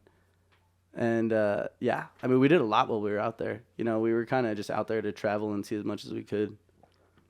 That's fucking cool, dude. Yeah. So the term ends. You come back to the States. It's what, 2019 now? Yeah, about that. 2018, 2019, somewhere around there. So how soon after you coming back does the band start? Pretty fast. Not the band doesn't start right away, but the like formation of the band starts right away. Because I think I told you the story where like Johnny bought that guitar in Nevin. Yeah. Let's take a pause. I'm gonna get a glass for some whiskey because this is putting me to sleep. Let's do it. I don't know why the beer is putting me to sleep, but it's putting me to sleep. So we'll be right back. I also gotta pee. Yes. Right. Okay. I remember you mentioned that. Oh, we're back. We're back. You had mentioned you didn't press pause on any of that, did you? Okay, cool. That Johnny bought a guitar in Australia. Yeah. Right. Why? Because his friend, what the fuck is his name? Oh, cheers. Cheers. Yes. Cheers. I'm glad you're here, buddy. Yeah. Cheers. Cheers. Cheers. Cheers. Cheers. I forgot his name, but he was living in the apartment with Johnny, and so he would just play, and I think Johnny would just like watch him, and I don't know if he was learning at that time or not, but once we flew out there, you know, he was like it was just a dude on the street like painting a guitar, you know, just something like that, and he was like, "I'm gonna get this," and I was like, "Do you know how to play?" And he was like, "No." And I was like, "Okay, whatever. Guess I'll learn." And then I was also like, "We flew here. You have to pay like extra to get it back or whatever." And he was like, "Yeah, whatever." So he paid extra to get it back from Nimbin to Sydney, and then from Sydney back to the U.S. And how far is Nimbin from Sydney? It's like a 2-hour flight and then like a 40-minute drive. Damn. Yeah, that's that weed festival that we were talking about. Oh, that's right. Fucking awesome. If anyone ever gets a chance to go out there, fucking do it. Can you find videos of that festival? Yes, it's a Nimbin festival. Is that where you were like walking aimlessly and you were like, if I get there, I get there? Yep. What the fuck, dude? It was awesome. At first, I didn't I wanted to go, but we were like a little stretched for money, so we were like trying to plan our trips because I was going to New Zealand at the end of our trip. And so Johnny was like, "Dude, I'm going. Like, if you want to go, you could go." And I was like, "Fuck it, I'm gonna do it." And since I was like a little bit later, Johnny had already purchased his like airline tickets, and so I was like later. I think I already told the story. Yeah. That's it. Yeah. Anyways, but so we ended up on different flights. He got there no problem. I ended up catching like the last flight where there was like no bus to take me to the next town, so I was kind of stranded. Had to walk from there to the next spot. And you couldn't wait till like the next day? I could have, but I would have just been sitting on a bench. And I was like, Right. well, might as well fucking do something productive. Well, you couldn't just chill at the airport? Well, so I had to get from the airport to another town in order to catch the bus that next morning. Okay. And so I was like, well, I got to catch that bus. So I walked a little bit. So if you had to go on foot either way to get to the town. So I walked a couple miles and then got, it was like a taxi or whatever to the next town. And then from there was no more buses to the place I was trying to get to, which was like a 40-minute bus ride away. Until the next morning. Right. And so at that point, I was like, well, it's like a 6-7 hour walk. I'll get there at like 1 a.m. Or I could like sleep on the bench. And I was like, well, let me fucking do it. I'm just start walking. Oh my God. And then, got hitchhiked. Yeah. So how far into your walk, because you're going to this festival at Nevin. Yeah. How far into your walk did somebody pick you up? It was about 2.5 hours. Yeah. And I remember I was just like, because I had a backpack and I had like a tent. So I was like holding that. And I'd start off walking and then I would like sing and I would like jog. I would just do like different sections, you know. You're fucking SpongeBob, dude. How to pass the time. Because it was late at night. It was like... at that time, I think it was only like 7 o'clock, but the sun was setting super early. So it was already like late at night. And so okay, I'm trying to paint this picture. Okay, I'm really trying to paint this picture. Okay, so are you walking in the middle of nowhere, like the desert? It's on a road. Imagine like you're driving like to Jemez, and there's like a mountain road. Yeah, like only one road to follow, and you'll get there. So I was just walking on that road, and there was cars passing, like every couple of minutes, and I would just like hold out my thumb, and it was late at night, so I can't stop him for not can't blame him for not stopping. Did you have like a flashlight? Did you have any kind of light source? No, I didn't plan it. I wasn't planning it. Right. I wish I had a sign, because if I would have said like Nimbin, I probably would have got picked up a little faster. But so let's say let's say there's a driver that had a little bit too much to drink. Mm-hmm. Let's say there's a sleepy driver. You could have just gotten. Oh yeah, nailed it for sure. And they drive on the opposite side of the road, so it was like a little weird. So it was like, yeah. So they were coming up to me on this side because I was hitchhiking on the left side. So they were driving on the left side, and so I like had my thumb out, and they were getting right close. thumb out. Right thumb out. Yeah. Yeah. Jesus Christ. Okay, Yeah. so you're going for 2.5 miles. Who stops and gets you? This chick. She has like this kind of beater, like SUV or whatever. Pulls over, and I'm like, oh fuck yeah, like got one. And Is she going to the same place? Luckily, yeah. Yeah. And I mean, I think anyone on that road was probably going to that festival because it's in the middle of nowhere. You know what I mean? Yeah. And so like I get up there. Was she your age? Was she older? Way older. She was like probably mid-30s. Okay. Yeah, and a little bit heavier. You're like hippie type though, right? Hippie type, yeah. Yeah. And so yeah, she was cool about it, but I was a little ready. I was like not sure what to expect because you hear the hitchhiking stories. Yeah. Yeah, but normally you're the one that stabs somebody, exactly. not the one that picks them up. Yeah. You fuck. Yeah, and so I just got in. Turns out she was going to the same spot and literally to the same camping ground that I was going to. So you end up meeting there with Johnny. The next morning, yeah, because it was so late at night, no fucking service. Set up my tent, and then the next morning I'm just like wandering around the town, and then I see Johnny. I think he's like just walking on the street, and I'm like, "What the fuck?" Hey, bro. How was your trip? Okay, so let's see what the fuck you just. Oh my god. Yeah. That's an 11-minute video. You have to skim it a little bit. Very, very hippie.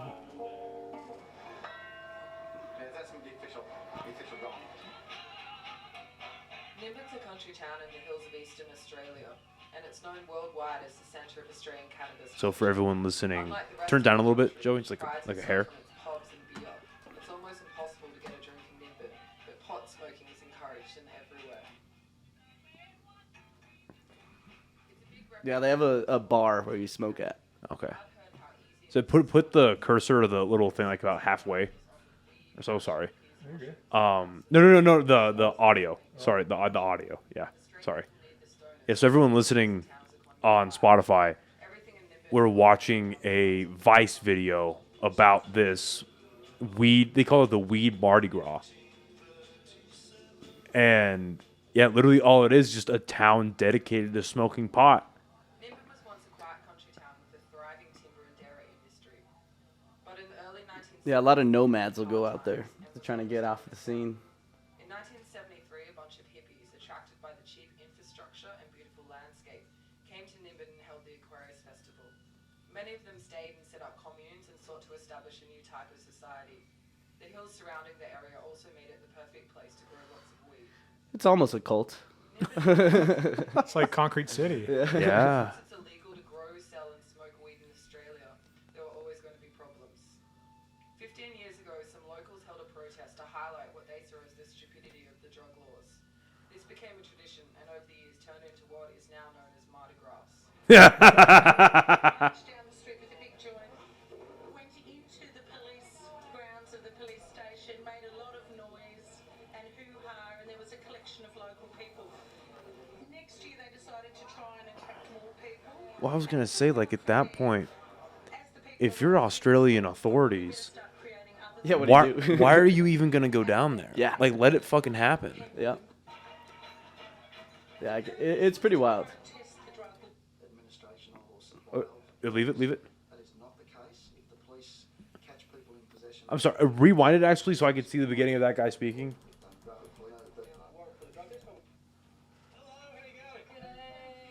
Good eye. Sure, what are you checking for?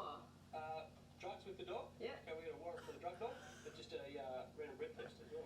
There was quite a few police here last year, is that correct? That's correct. There was a substantial number of police last year. And why was that? Given the nature and the size of this particular event, we wanted to have adequate police out here just to ensure that there was a safe environment. There is a perception that when Mardi Gras is on that certain activities involving cannabis are legal, such as the possession of, administration of or supply of cannabis. That is not the case. Police catch people in possession of Fuck you. supplying it or indeed administering it, in other words smoking it, they will be arrested and they will be charged. I don't think we saw anybody get arrested. They're having, for people watching or listening, we are watching a competition on how quickly you can roll a joint, and the dude with the most dirtiest white dreads I've seen in my life. We just won that competition. So, pause it real quick. Pause it. Did you not see the midget rolling a joint? Yeah. Yes, I did. Yes. You know what? Like, if I get that the guys that probably got sense out there are just like the dudes following orders. Oh yeah, They're the ones just like they're doing the footwork. But if you're a law enforcement authority, like the tippy top of it, right? And you have two options. Okay. Either, again, this is under the assumption that they think that this particular drug is so bad, right? The worst thing out there. Yeah. That has to be illegal. Okay.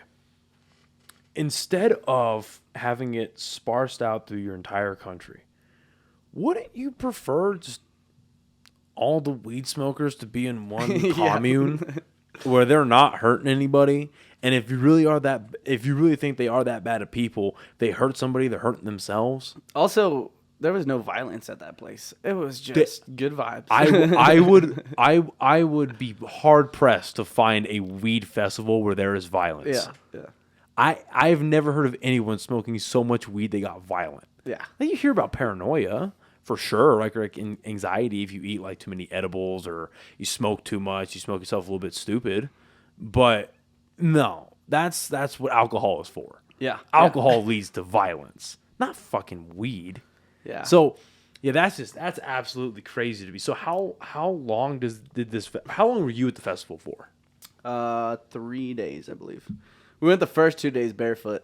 That was Johnny's idea. And we were like, yeah, dude, our feet were just on fire, just torn up by the second day. I'm sure they were fucking shredded. Yeah, and I was like, I don't know why we're doing this. I'm putting my fucking shoes back on. By hour 48, you were like, hey, man, I think we just saw some other people doing it. weed isn't that great of a painkiller, and that guy's wearing shoes. Yeah, no, it was wild though. It was like just straight 48 hours of just getting stoned. It was pretty awesome. Yeah, and they had like other like hallucinogens and stuff like that, but at that time we weren't messing around with that stuff. So Right. And then especially at that out there, you know, it's a little questionable. Yeah, that would just be scary in general. Taking psychedelics out in not only like outside of your hometown, but like outside of your country. Yeah. You don't know where you're at. You don't really have anyone to fall on. Yep. Yeah. If you need to get grounded, it's gonna be a little hard. Yeah. No. So you're there for 3 days. How do you make it back to Sydney? There were no problems getting back. It was pretty easy. There was a bus. There was a plane. It was all good to go. But we were, let me see, that was towards the end of our trip. So once we got back, we had like a month left of school. And then he went off to Thailand because he was doing this like backpacking trip. It was like a week-long backpack trip through the... Backpacking through Thailand. Yeah. Yeah. I'm sure you were. Sure. Or maybe it wasn't Thailand. I'm sorry, it was Tasmania. Okay. There's a bunch of Looney Tunes flying around. He did also go to Vietnam, not Thailand. Oh, okay. Yeah. Well, he had a 6-hour layover in Thailand. Just came back real happy afterwards. We don't know what happened. Yeah. And so he was doing those trips, and then I wanted to go to the Great Barrier Reef and to New Zealand with my other friends. That's sick. So we did all that, and it was a great time, man. Holy shit. So he gets the guitar to Nimbin. Y'all make it back to the States. When do you guys both get back to Albuquerque? So we get back July 3rd. I remember that just because it was right before July 4th. So what was, for you, what was the culture shock like coming back to your home country after almost 7 months of... It was not so much of a shock. It was just I was missing so much stuff. Yeah. Obviously the food, I like the reset, I guess. Yeah. Yeah. Driving was a big thing because I hadn't driven for 7 months, and so just getting behind a wheel, it just felt so nice. Just being in control of where I'm going and stuff like that, and not waiting on a train or waiting on a bus or, going at my own pace kind of thing. But there wasn't so much of a culture shock as far as anything big. It was just food, accents, nothing crazy. Did that hit you immediately, the driving part?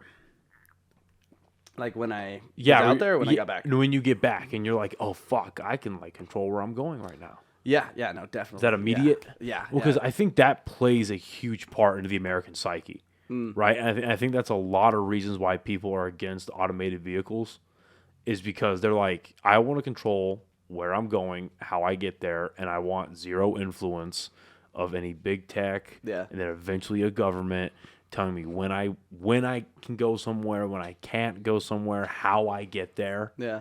Right? Because, again, maybe it's just because of how I grew up playing video games, but if you really want it to be, life is open world. You could just walk out that door and do whatever you want. Yeah. There's consequences for what you do, but you can just do what you want in this country. And I think one of the big bastions of that is being able to own a car and being able to, again, are the roads in Albuquerque or just New Mexico well maintained? Fuck no, they're not.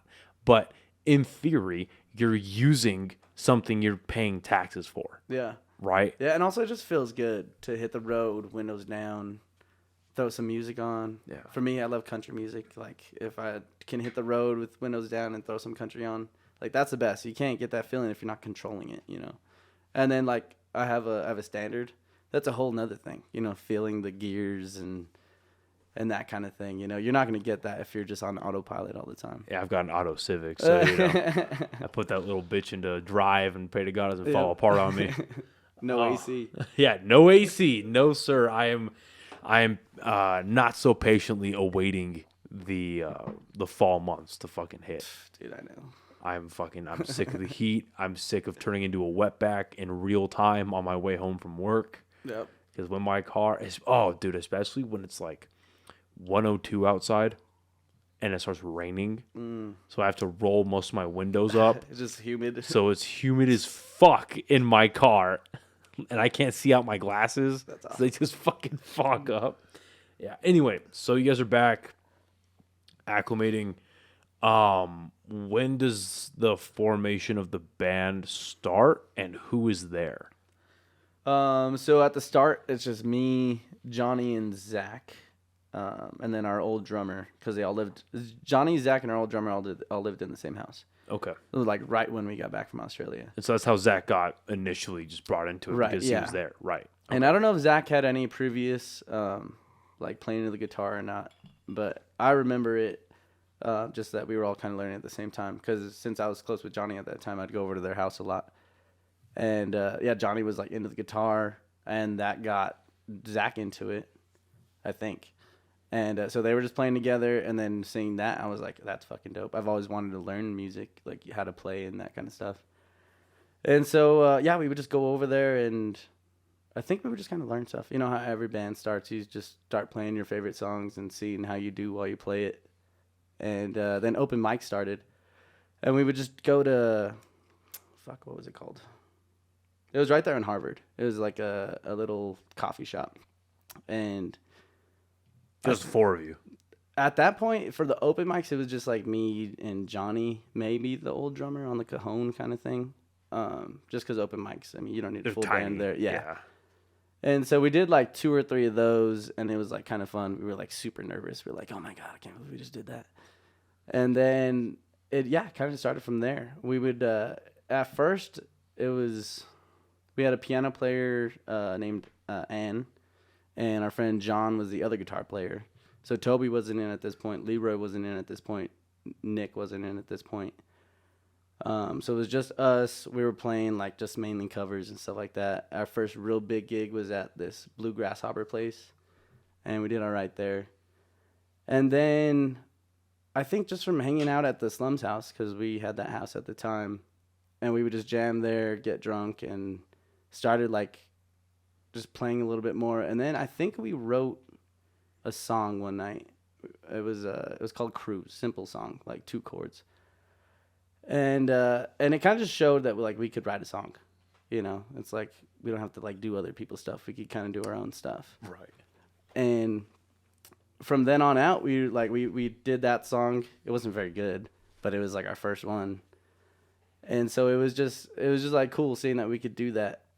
And from then on, we went from, I think after that we played the Fly House Honey. Have you ever been to that place? I've heard of it. Never been. It's I've heard crazy. of it. It's like a little shed in like a backyard. Where is it? Do you know what park is it? It's downtown. Kind of right, not Nob Hill area, right by the freeway. And it's like a kind of right next to this park. It's literally just in a house. The fuck? Yeah. And so like we played there. It was all right, you know. The like touring band, they like wanted to go on first because they were like heading to Texas that next day. So we're like, whatever. Because everyone that came, like they came to see us, even though we weren't very good at the time. Like we had pull because of the people we knew. Were you guys under the name? Yeah, I think we've only ever been Slums of Harvard. Okay. Yeah, that was a name that we came up with just from literally getting fucked up at the house. Yeah. We're like, we are on Harvard. I don't know where Slummy came from. I don't remember if like we were just saying Slummy at that time and then it became part of the band name, or if that happened after. But yeah, that name has always been the one that stuck, which is cool. It's a good name. I'm a fan of it. Yeah. Yeah, no, it's a good name. So you play the DIY, and that's 2019. Yeah. How far with your original-ish lineup did you go into the pandemic with? I think we had maybe 3 songs going into the pandemic. You know, not a lot. And that's like Sundress, some of our older stuff. I can't even fucking remember. Leaning Against Me, like a few of those. A lot of the stuff that we've deleted, I think. Yeah. Except for Sundress. And so, but again, at that time, like our original stuff wasn't very good. Even like our covers weren't very good. So it just took a lot of learning from then. And I mean, we've definitely grown a bunch. Yeah. Yeah. So who was of the lineup now? Leroy is the first one to come in, right? At that point, yeah. And so I think you've heard that story, how he came in, right? So we went to Las Cruces for a state tailgate. Yeah. And he was just like singing a Mac Miller song. And Zach was like, yo, I know how to play this song. You should like do a cover of it, basically. And then I really do remember it as like Leroy not like leaving. like we did that song. I don't think we had any intention of him like staying in the band. And then like, yeah, he was just like, yeah, I could do this song too. And then yeah, just kind of went from there. That's sick. I mean, fuck it. That's sick. Yeah. Yeah. And then after it was probably a year after Leroy came in that we got Toby and Nick. Yeah. They were decently close together within a few months, I would say. That's pretty cool, man. But yeah, it was a weird start for sure, like to get everybody together. Because again, we like didn't all know each other in high school. Yeah. We had to like become friends after, and it was kind of weird navigating those routes. But I mean, we're all boys now, so yeah. Well, that's what's strange to me, in a kind of similar but a different way. With everyone that I've had on the pod so far, like how many people know each other, yeah, and then how many people come in that he recognizes or knows Springer. Yeah, some of them know David. I'm starting. I didn't really know David that well in high school or at all. I met him like right after senior year, so I'm starting to gather that maybe he was like the more quiet one in high school. Mm-hmm. But yeah, it's like how real. Not tight, but like how everyone knows everyone. Yeah. You know, I kind of want to get your opinion on this as the band has grown. Have you found that it's a bit of a challenge to build a good reputation, but then when you do, you know, keeping it isn't that like it's hard to build it, easy to keep it, but even easier to lose it. Yeah, definitely. Right? Mm-hmm. Have you had experiences like that? I don't think we've come across anything to where we're like... Not obviously not on the negative side, because right. like I would easily say that 99% of motherfuckers like you guys. Yeah, thanks. Whether that's on like a personal level or a business side, you know. Mm-hmm. But you guys, because you guys are at the top of the fucking game right now. Thank you, man. We're trying. It's like you guys, the Mangoes, Red Lights, Rhythms, Side Montero's up there too. Like you guys are kind of at the top of the echelon, and then all the other local bands are kind of just like figuring themselves out until they end up booking out stuff like Launchpad and Sister and fucking all that stuff. Yeah, definitely. But anyway, yeah, have you found that like building the reputation for you guys was a tough thing to do? That like, hey, we're a legitimate band, we're here to do this. When you guys even did get that your core 6 lineup together. Yeah. I mean, we've always, it's crazy because like right from the start we had a lot of support. Because, like I said, we did all those shows, but then we jumped into Launchpad. And it's actually, like, it was not easy, but I think Zach kind of just hit. It was like, can we play Launchpad? And he was like, yeah. It wasn't, like, too hard to get into it. Oh, so Zach already knew him? I think so. Okay. And so...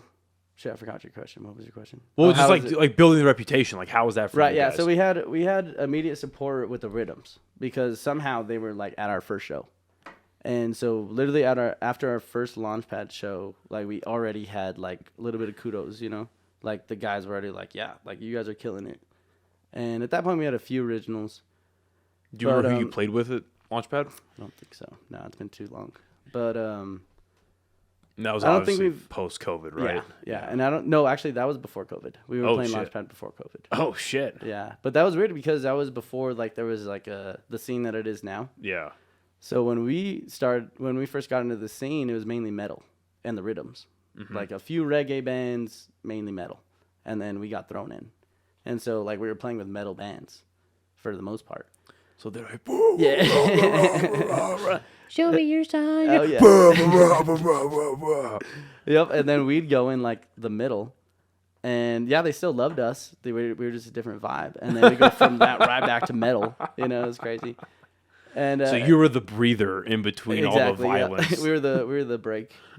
But yeah, so like I would say from the start we just always had support, so it wasn't very hard to like build our name. Well, I guess just doing our shit is what built our name, but we never had much pushback on anything. Yeah. Which is really lucky for us, honestly, because I know a lot of bands do. Yeah. Run into crazy shit. And that seems to be a lot of the common denominators I'm hearing from what, like, regardless of what genre of music these people are playing or if they're in comedy or whatever the fuck it is the gatekeeping from like the old class or the people above them was ridiculous. Yeah. So to hear that at least one band didn't get the fucking cold shoulder is nice. and that's cool because I think we rolled in like right during that time, like right when people were like, yeah, like don't hate on the new kids kind of thing. Yeah. And we never talked to the metal bands or anything like that. I don't know if, again, I don't know which bands they were, how long they've been around, you know, if they have, you know, the props or whatever. Right. But all I know is that the Rhythms were like the first ones to really like give us some props, and we're like, keep fucking killing it, dude. That's sick. They're so fucking nice, dude. They are. I love Miles, man. Yeah, he's Miles and Tony. I want to get the rest of them in here at some point, but Miles and Tony are a bunch of fucking sweethearts, dude. Dude, they really are. They're the shit. Yeah, it's good to hear that you guys didn't experience a ton of that. And then, I mean, let's be honest, along with most of everything else in our society right now, COVID gave it the hard reset. Yeah. And then so, at least in my point of view, when it all came back, it looks like it's like, hey, we cannot take this for granted anymore. Stop shitting on the new guys. We need more people. Yeah. We need more bands. We need more artists. And let's be honest, you know, time and talent are going to filter out the people who either don't want to be there or just fucking suck. Yeah. It's going to filter those people out one way or another. So let people come in, and then through attrition, you know, all the people you don't like or shouldn't be here, that'll figure itself out. Kind of fade out. But that's not anyone's choice to make. You know what I mean? Now, it's one thing if a booker or a promoter doesn't, you know, put you on a show. Like that's one thing. But as far as like hitting open mics or being able to open for someone or whatever, being able to get on these free shows, like it'll figure itself out. Right. Yeah. You know what I mean? So you guys end up going through this post-pandemic era. What for you as a singer? Like, have you always been a frontman? In terms of the band? Yeah. Yeah. So I always started out singing, and then I think Leroy's always been part of the band as far as shows go. So as far as when we were playing Launchpad, I think he was always there. But it took me a long time to like figure out like how to be a frontman, and I mean I'm obviously still trying to figure it out, but I've learned a lot. But you've always been a vocalist. Yeah, always been a vocalist. Like I've always sung. You know, I didn't know if I could sing when I was younger, so I would like just sing songs and then like record them and like listen back and be like, I think that sounds good. You know, I think that sounds good. And then I think I got to the point to where I was like, well, if you can sing the national anthem. So I started like singing the national anthem, and I was like, I could hit all the notes, so I think I can sing.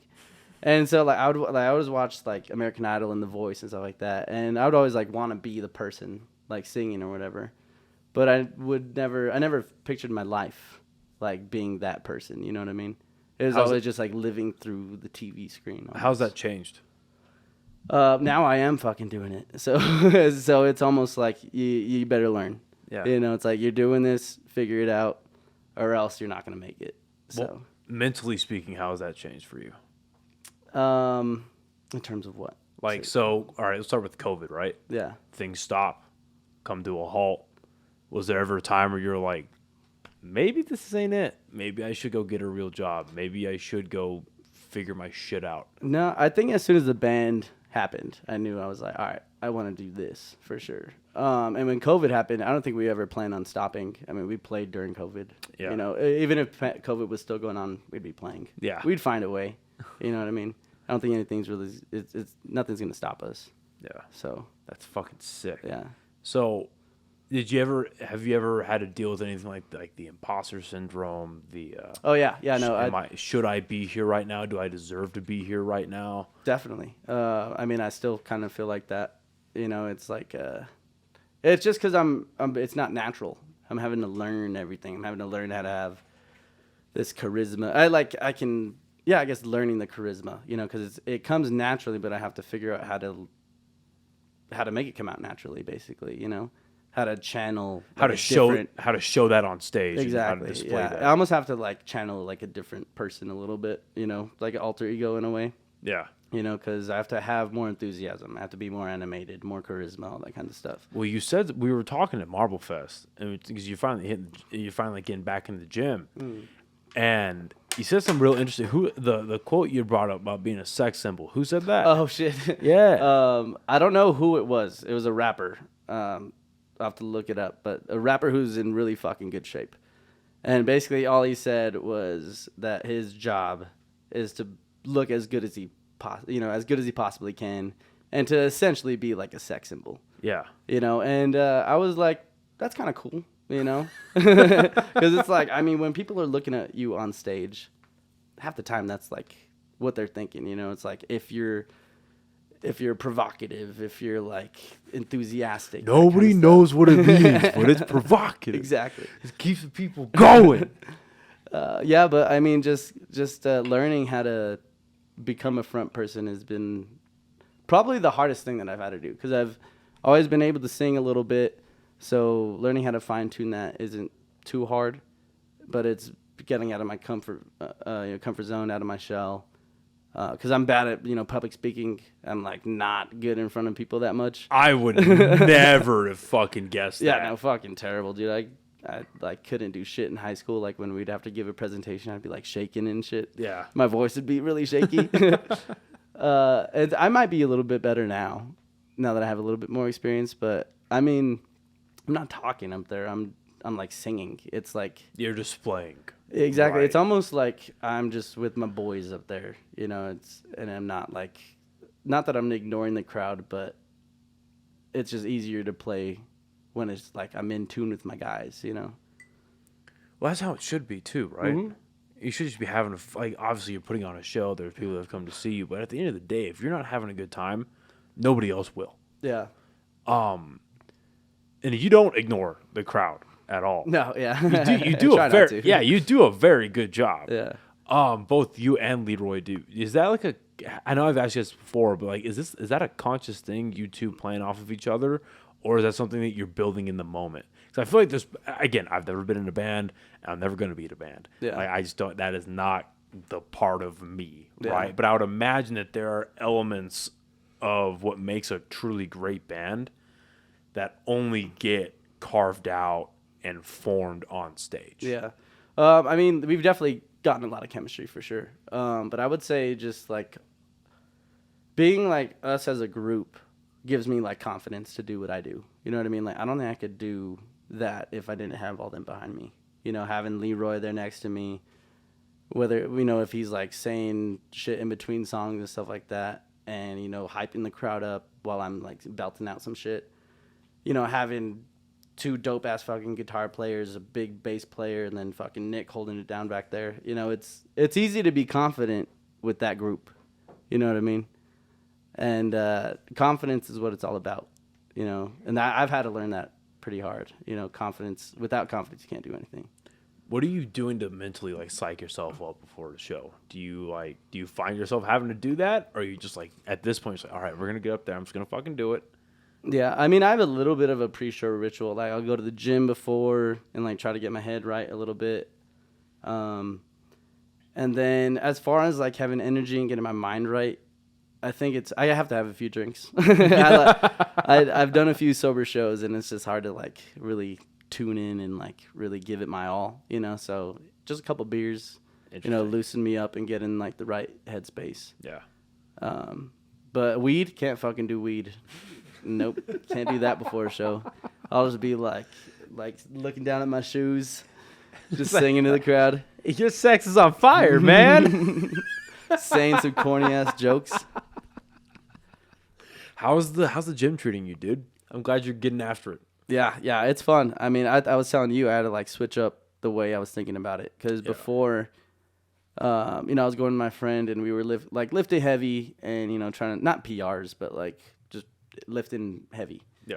And I got to a point to where I was like developing like tendonitis kind of thing, and like anything heavy I just like couldn't lift, not just because like I couldn't handle it, just it was just so much pain. And so I like took off the gym for like a year or two, and I just like had to come back with like a different, like a mental thought about it, because now I'll go into the gym when before I would like go and listen to music trying to get into like a good heavy like headspace, trying to lift some weight. Now I'll throw on like a comedy podcast, and I'll like try to like, you know, I'll just like laugh at the gym, you know, and like not try to go too heavy. Switch up angles, like if it's hurting, fucking just lift lighter, try a different angle, stuff like that. I'm not ever trying to like kill myself at the gym, just like get a nice pump and, you know, obviously get improvement, but you just like switch up the way that you're lifting, you know, and I found that out. And I think that is something that a lot of people don't really have a firm grasp on, is like, obviously there is good form. Yeah. Like, you can't sacrifice form. But at the same time, the whole reason that you're one of the reasons anyway that you need to use light weights, especially when you're hurting, is you need to figure out how you can activate that muscle and not cause injury. Right. Because you can do it the same way that fucking Ronnie Coleman or Jay Cutler or fucking C-Bum or whoever does their movements. But even they'll say, if it doesn't work for you, do not do it that way. Yeah, everyone's different. Yeah, do not do it that way. Like, there are core exercises that keep you in shape and that are great for you. But if you can't do one of them, you shouldn't be killing yourself to do that. Like, we found that out with you. For real. No, so because, I mean, we've been in the gym for years. I mean, going to military school and then doing everything afterwards. But then turns out, long story short, so we were at Liberty, like, back in March, April, right? It was, a little while ago. Around there. And he's like, hey, man, no homo, but like, look at my ass really quick. Is it sitting right? And I'm like, what? And he was squatting, and I could tell that it was kind of like one hip was higher than the other, like a little bit, but I just thought it was his form. That's what I told him. I was like, maybe a little, but maybe it's your form. Well, long story short is he goes to PT, and then one of your hips sits higher than the other one. So it's like, well, if you wouldn't have done that, and you just go, no, it was a whole rabbit hole, dude. Yeah. We found that out, and then I was like, okay, well, my back's hurting a little bit more still, because I always like lower back issues. Yeah. I just thought it was just 'cause I was lifting wrong or whatever. And then I went to PT and then kind of started with the hip issues, and I was like, okay, well, we'll start working on that. And then my PT was like, oh yeah, you're not lifting properly. Like you need to be like using your core differently. Because the whole time, like since I had started lifting with my dad, he kind of taught me was like sucking your stomach in, like your belly button to your spine when you're squatting or deadlifting, and that's how you brace. And that's how I've been doing it forever, like up to like this year. And then she's like, oh no, you're supposed to be like making a barrel, like bracing down, like you're supposed to, like everyone else knew. And I was like, oh shit, that's totally different. So I started doing that, and it was getting a little bit easier. And then one day, like I tweaked my back doing something, and I was like, fuck, okay, this is getting to a big issue. So got an MRI done, and my lower two lumbar are like the discs are like super compressed. Like everything else looks like that, and then my lower two look like that. Damn. Yeah. So it's just it opened up a whole book of issues of like trying to lift when I shouldn't have been, or you just built a little crooked. Yeah, pretty much. Honestly, though, yeah, just built a little crooked. But no, like you wouldn't. My point of bringing that up is that you wouldn't know that, or you wouldn't think to look into that if. And I feel like social media has a lot of young people like that. Yeah. If it's like you have to do it the one way, and there's only like these strict ways to do it, like the bodybuilders do it, or like the power lifters do it. And it's like, that's not fucking true. Yeah. That is not. And that's what I'm trying to let go of, is like, I've got big body dysmorphia issues, and big, like, especially like after my surgery. Yeah. Going to the gym is fucking sucked. Yeah. Dude, I can't deadlift. Like, I can't do it. Yeah. Because I'm doing it now, and I deadlifted 135 4 times in a set. And I felt like because like where the hernia got repaired, I felt soreness around like the mesh and shit. And I was like, fuck, like really? Because my deadlift was almost at 405. Oh shit. Yeah. Because before I had gone in for surgery, my deadlift was at 380, math is hard. 385. My squat was at 425, and then my bench was like 265.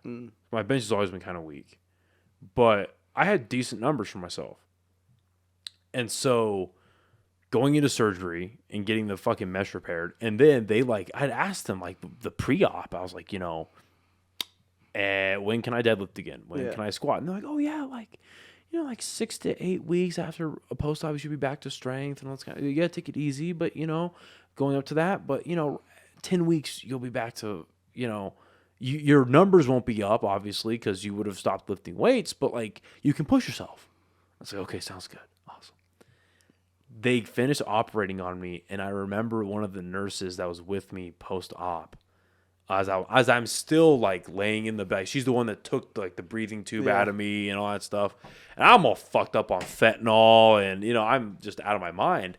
And I asked her, I was like, "Hey, when can I like go back to the gym and like deadlift and shit?" And she was like, she's like very, very nicely. She was, "Oh, honey, you're not gonna be deadlifting heavy for like 3 years." Oh shit! And I was like, "Oh, you've got to be fucking kidding me!" And that, mixed with the fact of what's going on with my healthcare provider, like I've told you personally, I'm still off fucking test. Yeah. So that's fucking with me.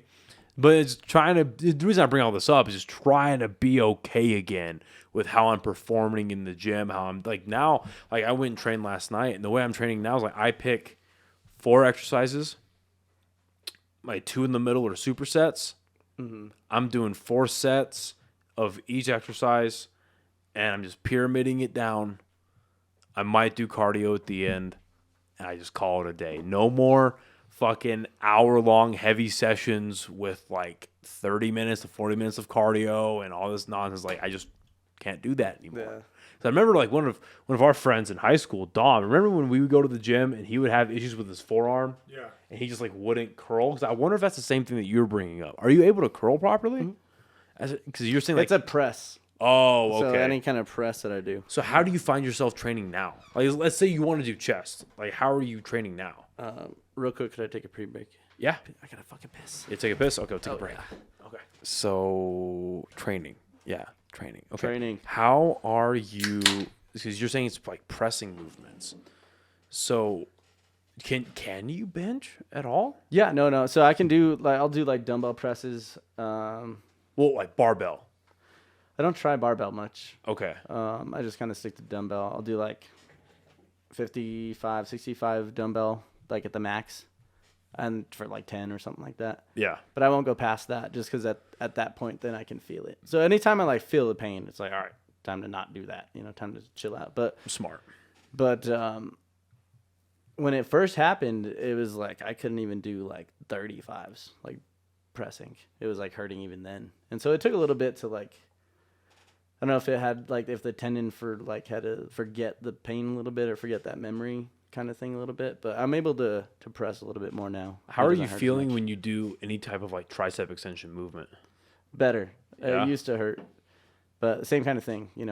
Decent weight. If it hurts, do you stop. use do you do any overhead going like that? Yeah, so I'll do overhead. That's when it does hurt the most, though. Yeah, so that's just an awkward movement. I is. don't know why The people skull love that so crushers much. kind of thing. Yeah. Yeah. Do you do skull crushers at all? Like when you were training, do you? I love them. See, and I don't get it because I'll do it even. I don't use anything higher than the 15-pound, 10 or 15 pounds, because I'll just grab it like by the weight itself, and just you'll never catch me laying down doing this. Fuck that. That hurts my elbow. I like way the too incline. I found out the incline is a little easier. If Interesting. you do skull crushers on an incline bench, I don't know why, but it's a little bit less stress on the tendon. What? Well, you're not putting you're not allowing all of gravity to take it over. Probably. But you're still getting enough. To get that pump. That's interesting. So yeah, it's been a little bit of a journey trying to figure it out, but just gotta see what hurts. What you can do. Just gotta make some gains, bro. I remember you telling me how you're focusing all of your training around the high rep, low weight. Is that just overall? Is that only for your pressing type movements? I guess that's for most of it. Again, it's when I'm doing 55, 65, it's pressing, I'll do 10. So it's that's not very high weight or high rep. But when it comes to triceps, pull downs, I'll do 20, 25 of those and get my pump that way instead of lifting heavy. Right. And then I have bad shoulders too. So doing triceps sometimes will hurt my shoulder. Just different shit that I'm doing. Oh, because you're probably focusing too much on how heavy it is, so you're going like this to so you bear gotta, down on it. And at that point, lighter weight. You know what I mean? Just try to isolate that muscle. Are you conscious of your diet at all? No, I have a awesome metabolism, so I can eat whatever I want.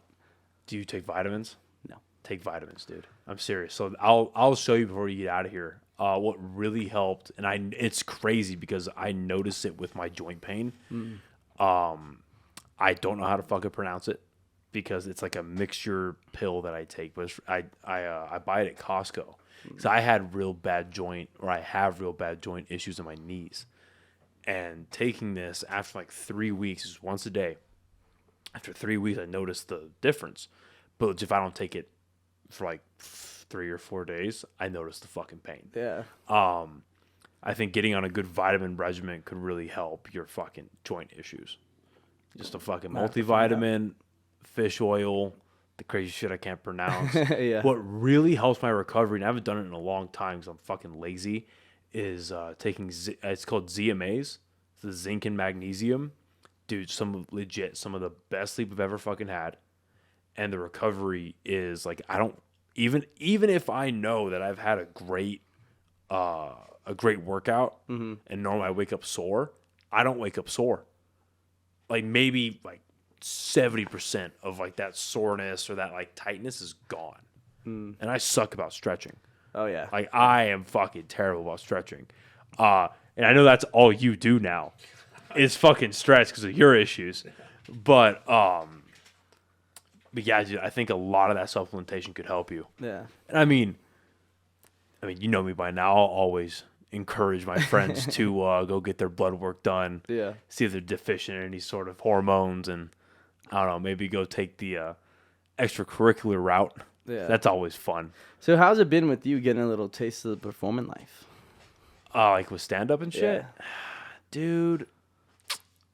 So I don't know. Like I love stand up. Don't get me wrong. I love stand up, and the last, like we were talking about a little bit, like off camera a little earlier, the last 2 weeks, I've just been fucking lazy about writing. Yeah. I'll be real. I've been lazy because I've been doing like 3 pods a week, and I'm still trying to go to the gym, and just like, but at the end of the day, it's laziness. It really is. It's laziness.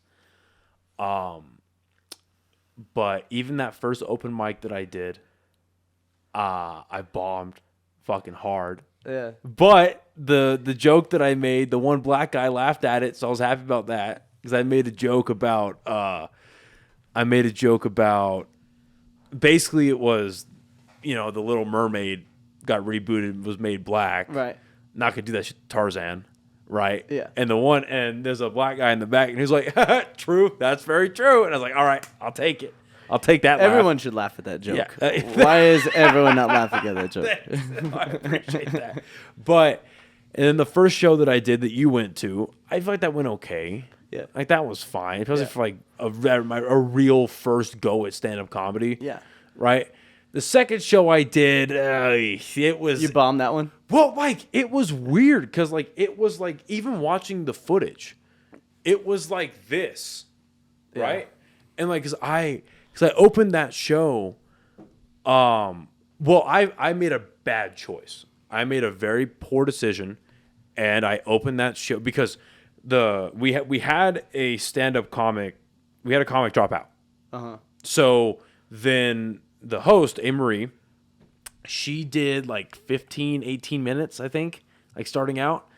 And then I came up, did my 10. I originally only had to do 5 to 7. But as she was doing more, I was like, I have to do more now. I don't know and I wasn't ready for it.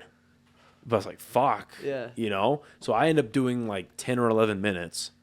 And then the headliner came on, and his set was supposed to be like 30, and he did like 45. And he's like very new to headlining as well. He's only been doing stand-up for like 5 years. So he's pretty new to headlining. But as A-Marie was doing the crowd, you've seen her do it. It's like half written material, half crowd work. And she's working this middle table pretty well. And it was this white family, like fucking, and I was worried about how they were going to react to the family because they were all older. I think the youngest one there was like 53 years old or so, right? No, that's not true. They had a couple of their kids there that are in like late 20s, but for the most part, right? And so she had gotten up on the stage. She's like, yeah, so everyone get your drink. Use the restroom if you have to. We're going to be starting stand-up comedy in 5 minutes. And there was one dude at the head, this bald guy, head of the table that like turned around and was like disgusted. He was like, fucking comedy. And I was like, no, I'm already nervous. Yeah. Like you've seen me for that first show. Yeah. You know, I'm shitting my pants. Same thing there. It's like, fuck. But she gets up and she's working the crowd, doing her materials, and she's like poking at this table doing crowd work. And throughout her set, I'm just getting the impression that they're Trump supporters. Yeah. Makes sense.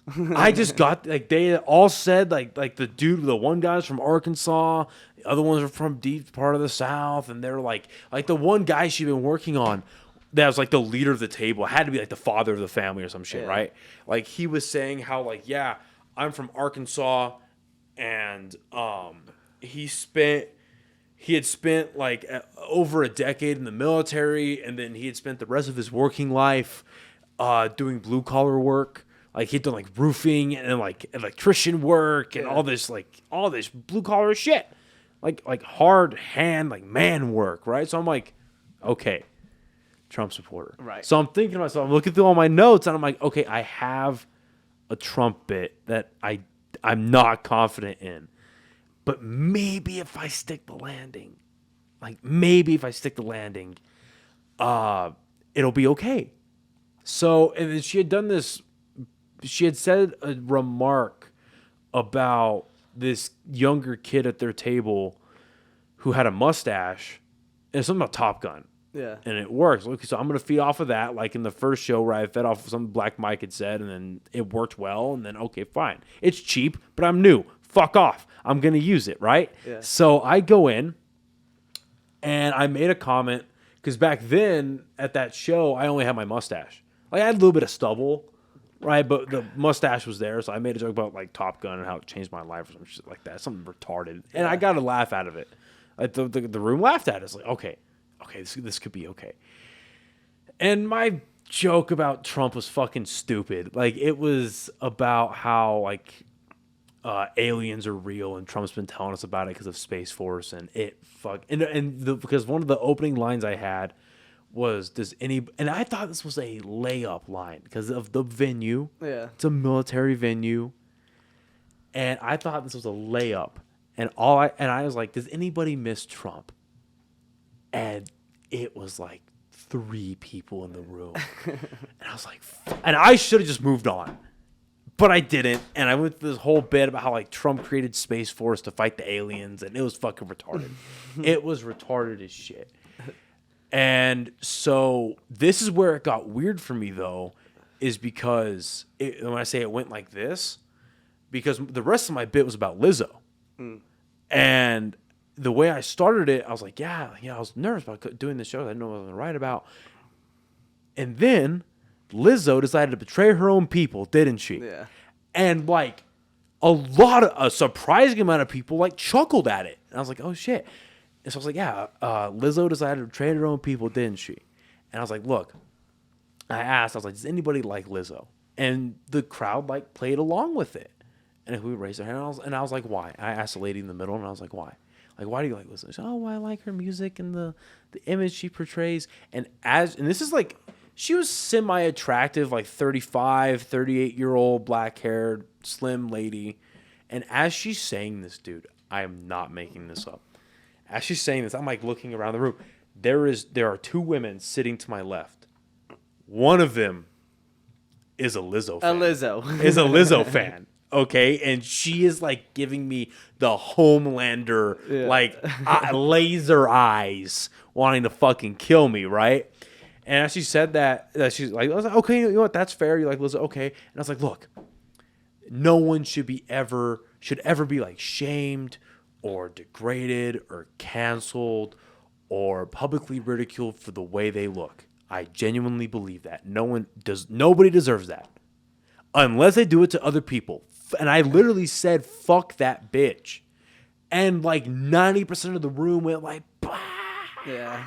So I was like, oh, so if you're cool with me saying fuck that bitch, then all bets are off, right? Yeah. Like, how much more disrespectful can you get, right? Because I realized that, like, if I say that line and it bombs, I'm going to bomb the whole time. It's going to be shitty. I go home in shame. Yeah. And I wallow for the night and I'm fine. Whatever, right?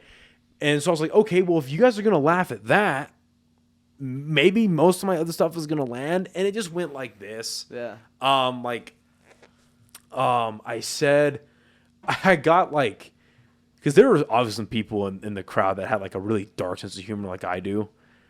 And one of the things I said that got a laugh was I said that, yeah, Lizzo lost her, really fucked up her position as the ambassador for fat people.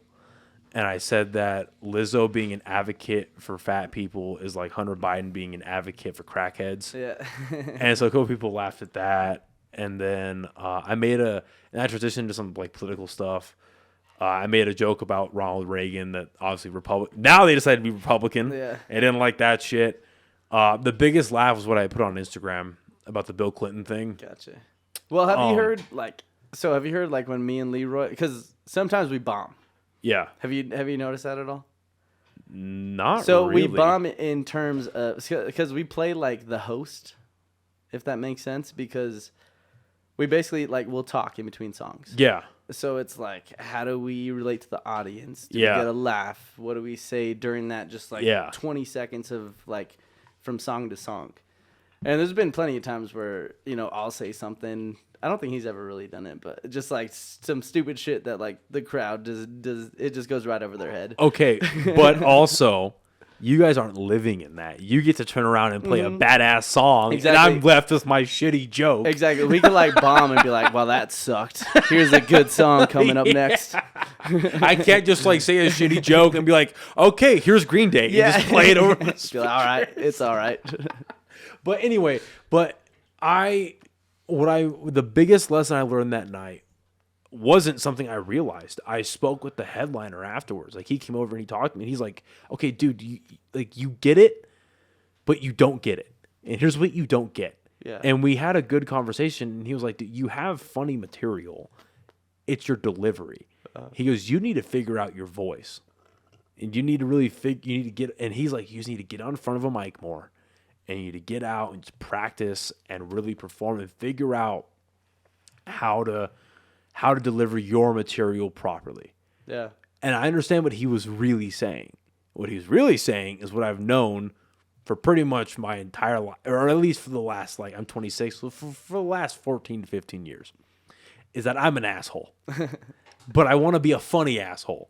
So I need to figure out how to take my demeanor and deliver it in a more calm and less aggressive and less funny, or not less funny, but a less abrasive way. Right. You know what I mean?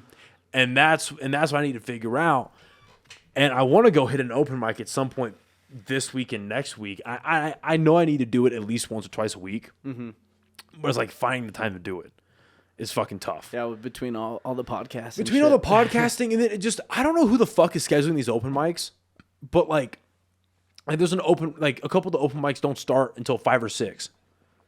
Or no, they start at 5 or 6. And it's why the fuck would you start an open mic at 5 or 6? Who's going to be there at 5? Well, who's going to be there, A, and then what open micer that has a job is going to be available at 5 or 6? Right, yeah. I don't get off until fucking 4:30, 4:45, maybe 5 in the afternoon. Right. And then it's fucking 30 minutes to get back to my house.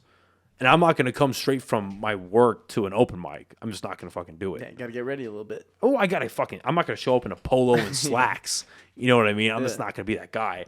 And then at the same time, it's who the fuck is going to be there? Yeah. Because if people are going to an open mic, I would say it's less than 5% that are going. I was like, I want to go see comedy so bad that I'm going to go to an open mic. It's no. Dude, I want the comedy scene to grow so bad. I love comedy so much. Yeah, did you see Shane Gillis' special comes out tomorrow? Tomorrow? Yes. I'm so fucking excited. excited. I'm very excited for that. That's my boy. But there are really good comedians here, dude. And there's some cool stuff happening at Revel that I'm not allowed to say on air yet, but there's really cool stuff happening with very good comedians. Because the guy who used to run all the comedy stuff stepped down, half removed, depending on who you asked. And not a new guy, but a good comedian is getting in there. Okay. And they start doing their stuff. Dry Heat's always got their stuff going, and I'm plus or minus on what they're doing. And then we're getting Hyenas. I've heard about that. In Hopefully soon. March or April of next year, we're getting Hyenas. Yeah. But even then, there are good comedy shows that are happening. They're happening at breweries, but they're still good. And there are really good comedians in this town. It's just, I don't know. And nobody can seem to answer it for me. Because I ask. I ask on the podcast and I ask personally to the top comedians in this city. What is wrong with the marketing? Because I see it because I follow these people on Instagram, right? So I'll see their flyers and I'll see the hey, we're doing this at this brewery. And like me and David, we had gone to a thing because they do comedy at Elvado every Thursday. Right. And we've gone to that and so on. And I try to go out as much comedy as I can, but it's if you aren't going out of your way to find these things, what's going on? Mm-hmm. You can't expect the breweries to do everything for you. Right. You can't expect the venue to do everything for you because half of the agreement of you performing is that you need to be able to bring people. Mm-hmm. And that's why I didn't feel bad about doing the 2 shows that I did So I didn't deserve to go from an open mic to a feature. Right. No, that's stupid. Like that is absolutely foolish to think I deserve that. But it was a free show at a small brewery. I didn't mind it too bad.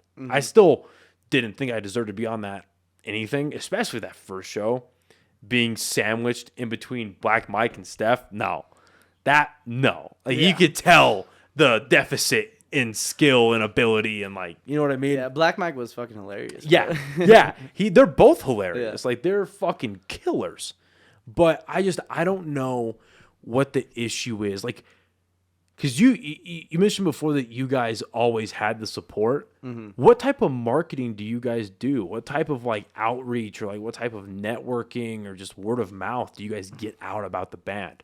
Because you guys get people to the show. Yeah, I mean it's kind of all word of mouth. Either that or just posting on Instagram, you know. But we haven't like paid for our ads to get out there or anything like that. We've done that for songs, but as far as like reaching out for people to like come to our shows, it's always been pretty authentic and pretty organic. You know, just people seeing our shit and coming. And we have actually like a decent amount of like regular fans, you know, that actually go to a lot of our shows, and it's pretty cool, you know, like seeing like, because when we first started, you know, it was our friends that were coming, and it was our friends who were singing the words back to us, and now it's like these people that we don't even know, and like that's like whoa, you know. And when we went down to State this last year, it wasn't the best show, but we like saw people, you know, from that college singing words like our own songs, and we were like, what the fuck, like how do they know our shit, you know? So that was really cool. And like that's something that I can't wait for in the like bigger, you know, spectrum, to where we have like a fucking arena of people singing our shit, and it's gonna come, you know, it will come. It will. But I mean at right now we're getting a little taste of that, and it's fucking awesome. That's like how we get so much energy on stage. Is I get a vibe just from the people. Like if I see, you know, someone like in the front row really giving us energy, singing the words, all that kind of stuff, it pumps me up so much. It gives me so much energy. If I'm not like drinking or anything like that, it'll just like, I can just go full on out all my energy, and it's so much easier. But we've also had shows to where we're playing to kind of nobody, a little bit like Chiba Hut, you know, to where it's like a little depleting. You know? I like that show. It was fun. Yeah. I mean, I you know, there's different shows. I was like, yeah, you know, maybe they're getting paid right now to practice, but guess what? It's still a fun little show. Yeah, but like, so my inner voice is like very loud. I don't know if like a lot of other people have this. I think they do. But so especially if I don't like have a few drinks, I'll be on stage and I'll be like looking at people, and I get like my inner voice will start talking too much, and it's like, why aren't they like into the show? Like, what's going on? Like, what are you not doing to like? Because they're the only person that's not into it. I heard that too. Yeah, I had that so, especially in the one that you were at. Yeah. So I had gotten done with my first bit about like having sex with an Apple Watch on. Yeah. And thank God that my last line landed, and there's a big of a laugh as there was. Yeah. Thank God. Because dude, right when that last word left my mouth, I forgot my second bit. Oh yeah, that'll happen. And I was like, and I was like, That's what I'm known for. I'm known for fucking forgetting words, bro. And I was like, fuck, what was my next bit? And as the laughter died, because what happened was, as the laughter was kind of building, I was like, okay, what the fuck's my next bit? And then my brain immediately said, say something funny. Yeah. And that's bad. Yeah. I was like, no, I'm not going to feed into that. Where's my other bit? And thankfully, as the laughter died, I figured out what it was, and I did it. I remember I got a message on Instagram about it. I'm like, yeah, you're really good about letting the laugh settle. I'm like, no. I just forgot. I just forgot the next bit. Thank you, though. Well, though, so, you know, I was telling you that we bomb sometimes. Yeah. So part of bombing is, at least in my terms, is forgetting words. Yeah. And that's happened several times for me. And so it's like, at, it wasn't our last marble show. It was like 2 or 3 marble shows ago. And I forgot the words of sugar. and I sang the second verse instead of the first verse. Ooh. And we had to stop the whole song. Yeah, and so that was like, I was like, fuck. Was I like, there for that? I don't know. You might have been. But yeah, like it starts out because it's like, am I more than you bargained for? Yeah, or whatever. I started singing the second verse. And everyone in the crowd just stopped singing and just like looked at me, and I was like, oh, fuck. I was there for that. Yes. Yeah, and so we like restarted the song. I think one of like Leor's friends threw like a water bottle at me. I was like, fuck. But yeah, that's like it's a very real way of bombing, you know, forgetting words in front of a very live crowd. And then you just have to be like, fuck, sorry. Let's restart it. Yeah, like I know I want to keep doing it. And again, it's just setting apart the time to really figure that out and hone that craft. Yeah. You know? And I went and did an open mic a while back, at Red Door. And I bombed hard. I was also very drunk. I fucked up bad. And because I went and I wasn't gonna do it initially. I wasn't in the mood, and I just wanted to go watch and maybe take some mental notes, have a couple drinks, whatever. Yeah. But I got there and I was drinking my first beer, and I was like, yeah, I'll sign up. Okay, fuck it. I was with Danielle. I was like, fuck it, I'll sign up. So I went, signed up, and me and her sitting down.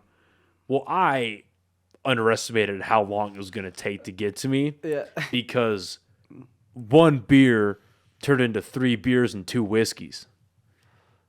And I was like, fuck, okay. And it's my turn. Well, yeah, I got up there, and I had a bit that I was working on that I still want to keep working on. It's very stupid. It starts out with me shaving my balls, all right? It's very dumb. It's very, very dumb. Manscaped.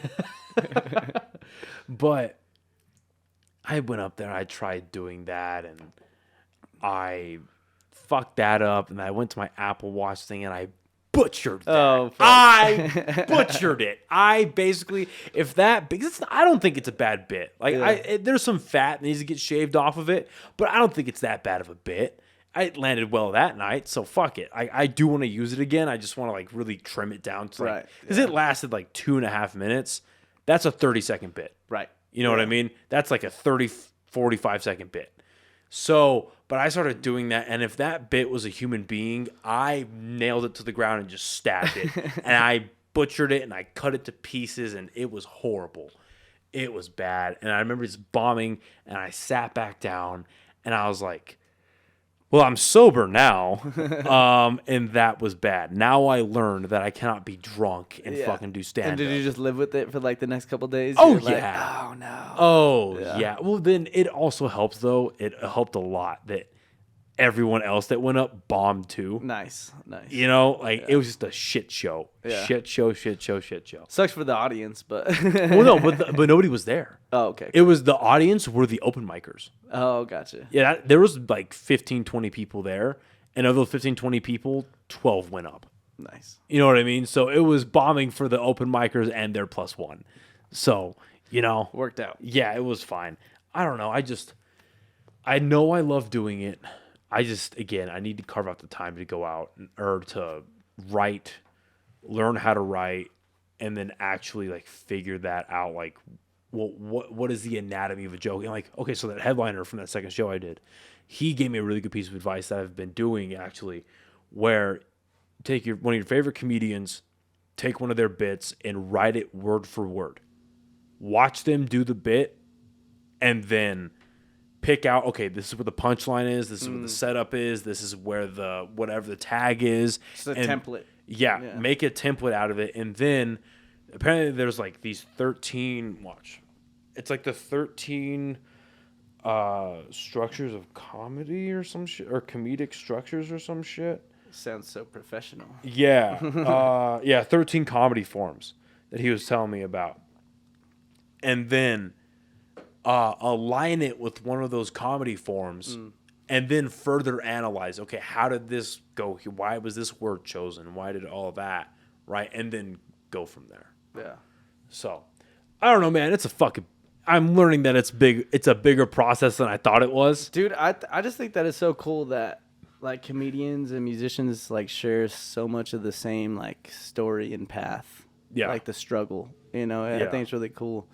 And I didn't like know about it until like Leroy is big on comedians. Yeah. And so I've learned a lot through that and just like small interviews and stuff like that. And yeah, it's just almost the exact same struggle that we're going through. Just a little bit different of an avenue. It's really cool. When you look at performing, maybe not now. Let's say Nevin a year ago, year and a half ago. Mm-hmm. When you're looking at performing and you're looking at writing music, making music, did it just make sense to you?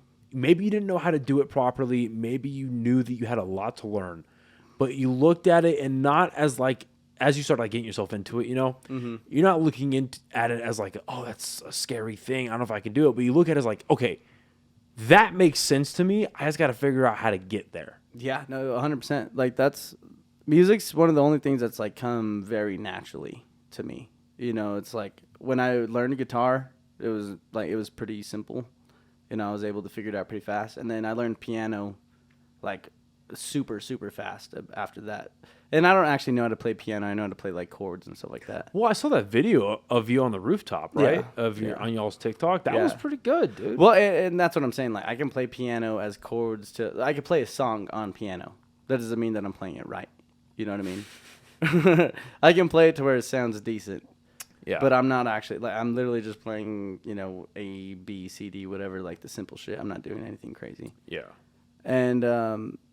And so that's just kind of like what I do in terms of like songwriting, stuff like that. Like for guitar and piano, I just need to know like kind of like the basics of it. Like if I need to like write a little riff or something like that, I just have a bass, you know, of like where it starts.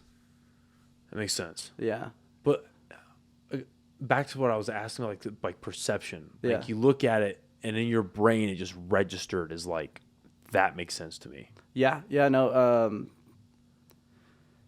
I mean, melodies come very easily to me. So like anything music, like the the Office theme song. Yeah. Like I've written a song to that like fucking theme song because I've heard it so many times. Like I have a melody that we could fit into a song if we like did those chords. Yeah. You know, so it's like something that I don't actually do like knowingly, I guess. Like I whistle nonstop every day, whether it's like a song that I know, song that I'm like making up or whatever. I'm always like fucking whistling. Yeah. And so I think that's like, I think music just comes a little bit more simple to me. You know, I just understand it a little bit more. But I don't know. I don't think it's anything in terms of like how I do stuff. If it's anything different than anyone else, I think it's the same. Well, you're not intimidated by it. Yeah. Like you don't look at it as this big grandiose thing that you don't know how to take it down. You don't know how to enter it. No, but like what you're saying, it just makes sense. Yeah. You're like what I hear, like it's not complicated at all. You know, like Toby sends me a riff, and that's how almost all of our songs start now. Toby starts a riff, sends it to me, and I'm like, yeah, we could do something with this. Obviously, it's not just me; it's like the whole band decision. But yeah, a lot of times, like if I do hear something, I'm like, let's work on that. Like that's something that we could do. So I guess I have like I don't know. Like I said, it just comes a little bit more natural to me in a way. You know, for me at least, I know when I like what I like when I'm hearing, and sick. like when I think I can make something out of that. So, yeah, I wouldn't say that it's like it comes easy. It's just a little bit more natural. That's I don't have to try as much. It's just like I just have to listen to it a little bit, and it's just gonna come to me. What do you feel like you still have to learn? A lot. I would say I have to learn a lot in terms of just like stage performance. I think the writing is going to come. I think we're good writers. We're good musicians. I think just in time, we're going to make good hits. But the things that we just need to focus on is performing. And yeah, I would say performing mainly. Just getting, because like that's what we're doing is we're building our like resume in terms of songs, you know. So as soon as we have good songs now, but when we have like a full album of just straight bangers, you know, it's like it's a little hard to argue with that at that point, you know. And that's what we're trying to get to, is to where you just can't really doubt it, and that's what we're trying to get to. you guys are right there. Yeah. And I was telling you guys after your last not the marble one, but the rehearsal before that sister show when you played that new song. Oh yeah. Like, if that's not the song that like really spikes you guys are on the path. And that's exactly what I'm talking, because we've had this feeling, because like I'm saying, I think this song is a hit. My personal opinion, I think it's going to be a hit. Like, I almost hate listening to you guys play it because I know that I can't go to my car and play it for myself. Not yet. It is soon. Fucking good, soon, dude. Bro. But we've had that like feeling a couple times, you know, like we thought we had that with 20 something. We thought we had that with All Night Long when it first came out.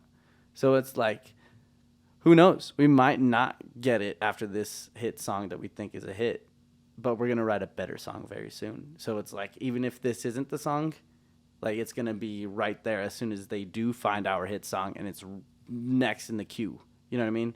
As soon as someone finds you out and you have a good song, you're like, all right, what else do they have?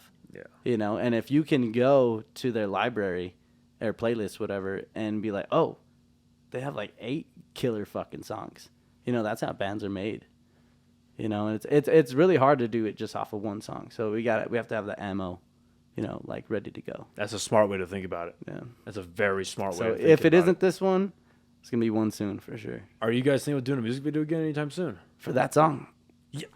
Yes. Yeah. Okay, good. Good. Yeah. Didn't want to assume too much, but good. Yeah, we're waiting for the like final to like start everything, but we'll probably shoot it in like November probably. Nice. Yeah. So it'll drop beginning of October, I think, and then a video a couple months after. But we're excited, man. This song's gonna be fucking lit. It's such a cool song, dude. Yeah, dude. What the fuck is it about? Like, you don't have to give too much away right now. I'll say it's like kind of a sexual song. Like, because I know like a couple of songs out of the chorus. That's the most clear. Yeah. But okay, that's why. It's kind of sexual. It's like I like to write to where it's not like clear, to where it's like people can like take it for what they want a little bit. You know, they can kind of write their own story. So with this one, I like it. The lyrics are kind of sexual, but they're not like in your face sexual. It's like little hidden. So that's how I like to write. Is like not straightforward. It's like you have to really listen to it and maybe give your own little story to it. But so before we get out of here, because this is going to drop on Friday. Sweet. When is your next performance? Next one is State Fair on September 9th, so come out and catch us then. Was that Saturday? That is Saturday, this Saturday. This will come out on Thursday then. Just Sweet. kidding. All right. I'll give some breathing room. Sweet. So, okay, so... And then after that, we have Bands of Enchantment on September 23rd. Oh, that's going to be sick. And I don't know if that's public tickets or not. I'll have to get back to you on that. But check our Instagram because it'll show all that there. But I think you can buy tickets to that. Because that's a live performance when they're recording that, live, right? Yeah, they're live. They're recording everything, and it'll be on the PBS station as like an episode. So it'll be cool, man. That's fucking sick. And then again, new song probably coming out October 2nd. Hopefully with the music video following pretty soon after that. And then I think we have a Halloween show, but that's not confirmed yet. So that's all we got right now. Hell yeah. Well, thank you for coming through, buddy. Yes, sir. It's always a pleasure to see you. It's good to be on this side. You were a great producer, dude. Awesome. But no, it's always a pleasure hanging out with you, whether it's doing this or it's, after the shows. The early hours of the morning. Yes, sir. Trying to figure our way back home. But thank you so much, man. This has been awesome. And looking forward to this weekend. I'll be there. Stay fair. You always are. Yeah, dude. It's always a good time. And thank you guys for listening and watching. And we'll see you next time. Bye, everybody. Thank you.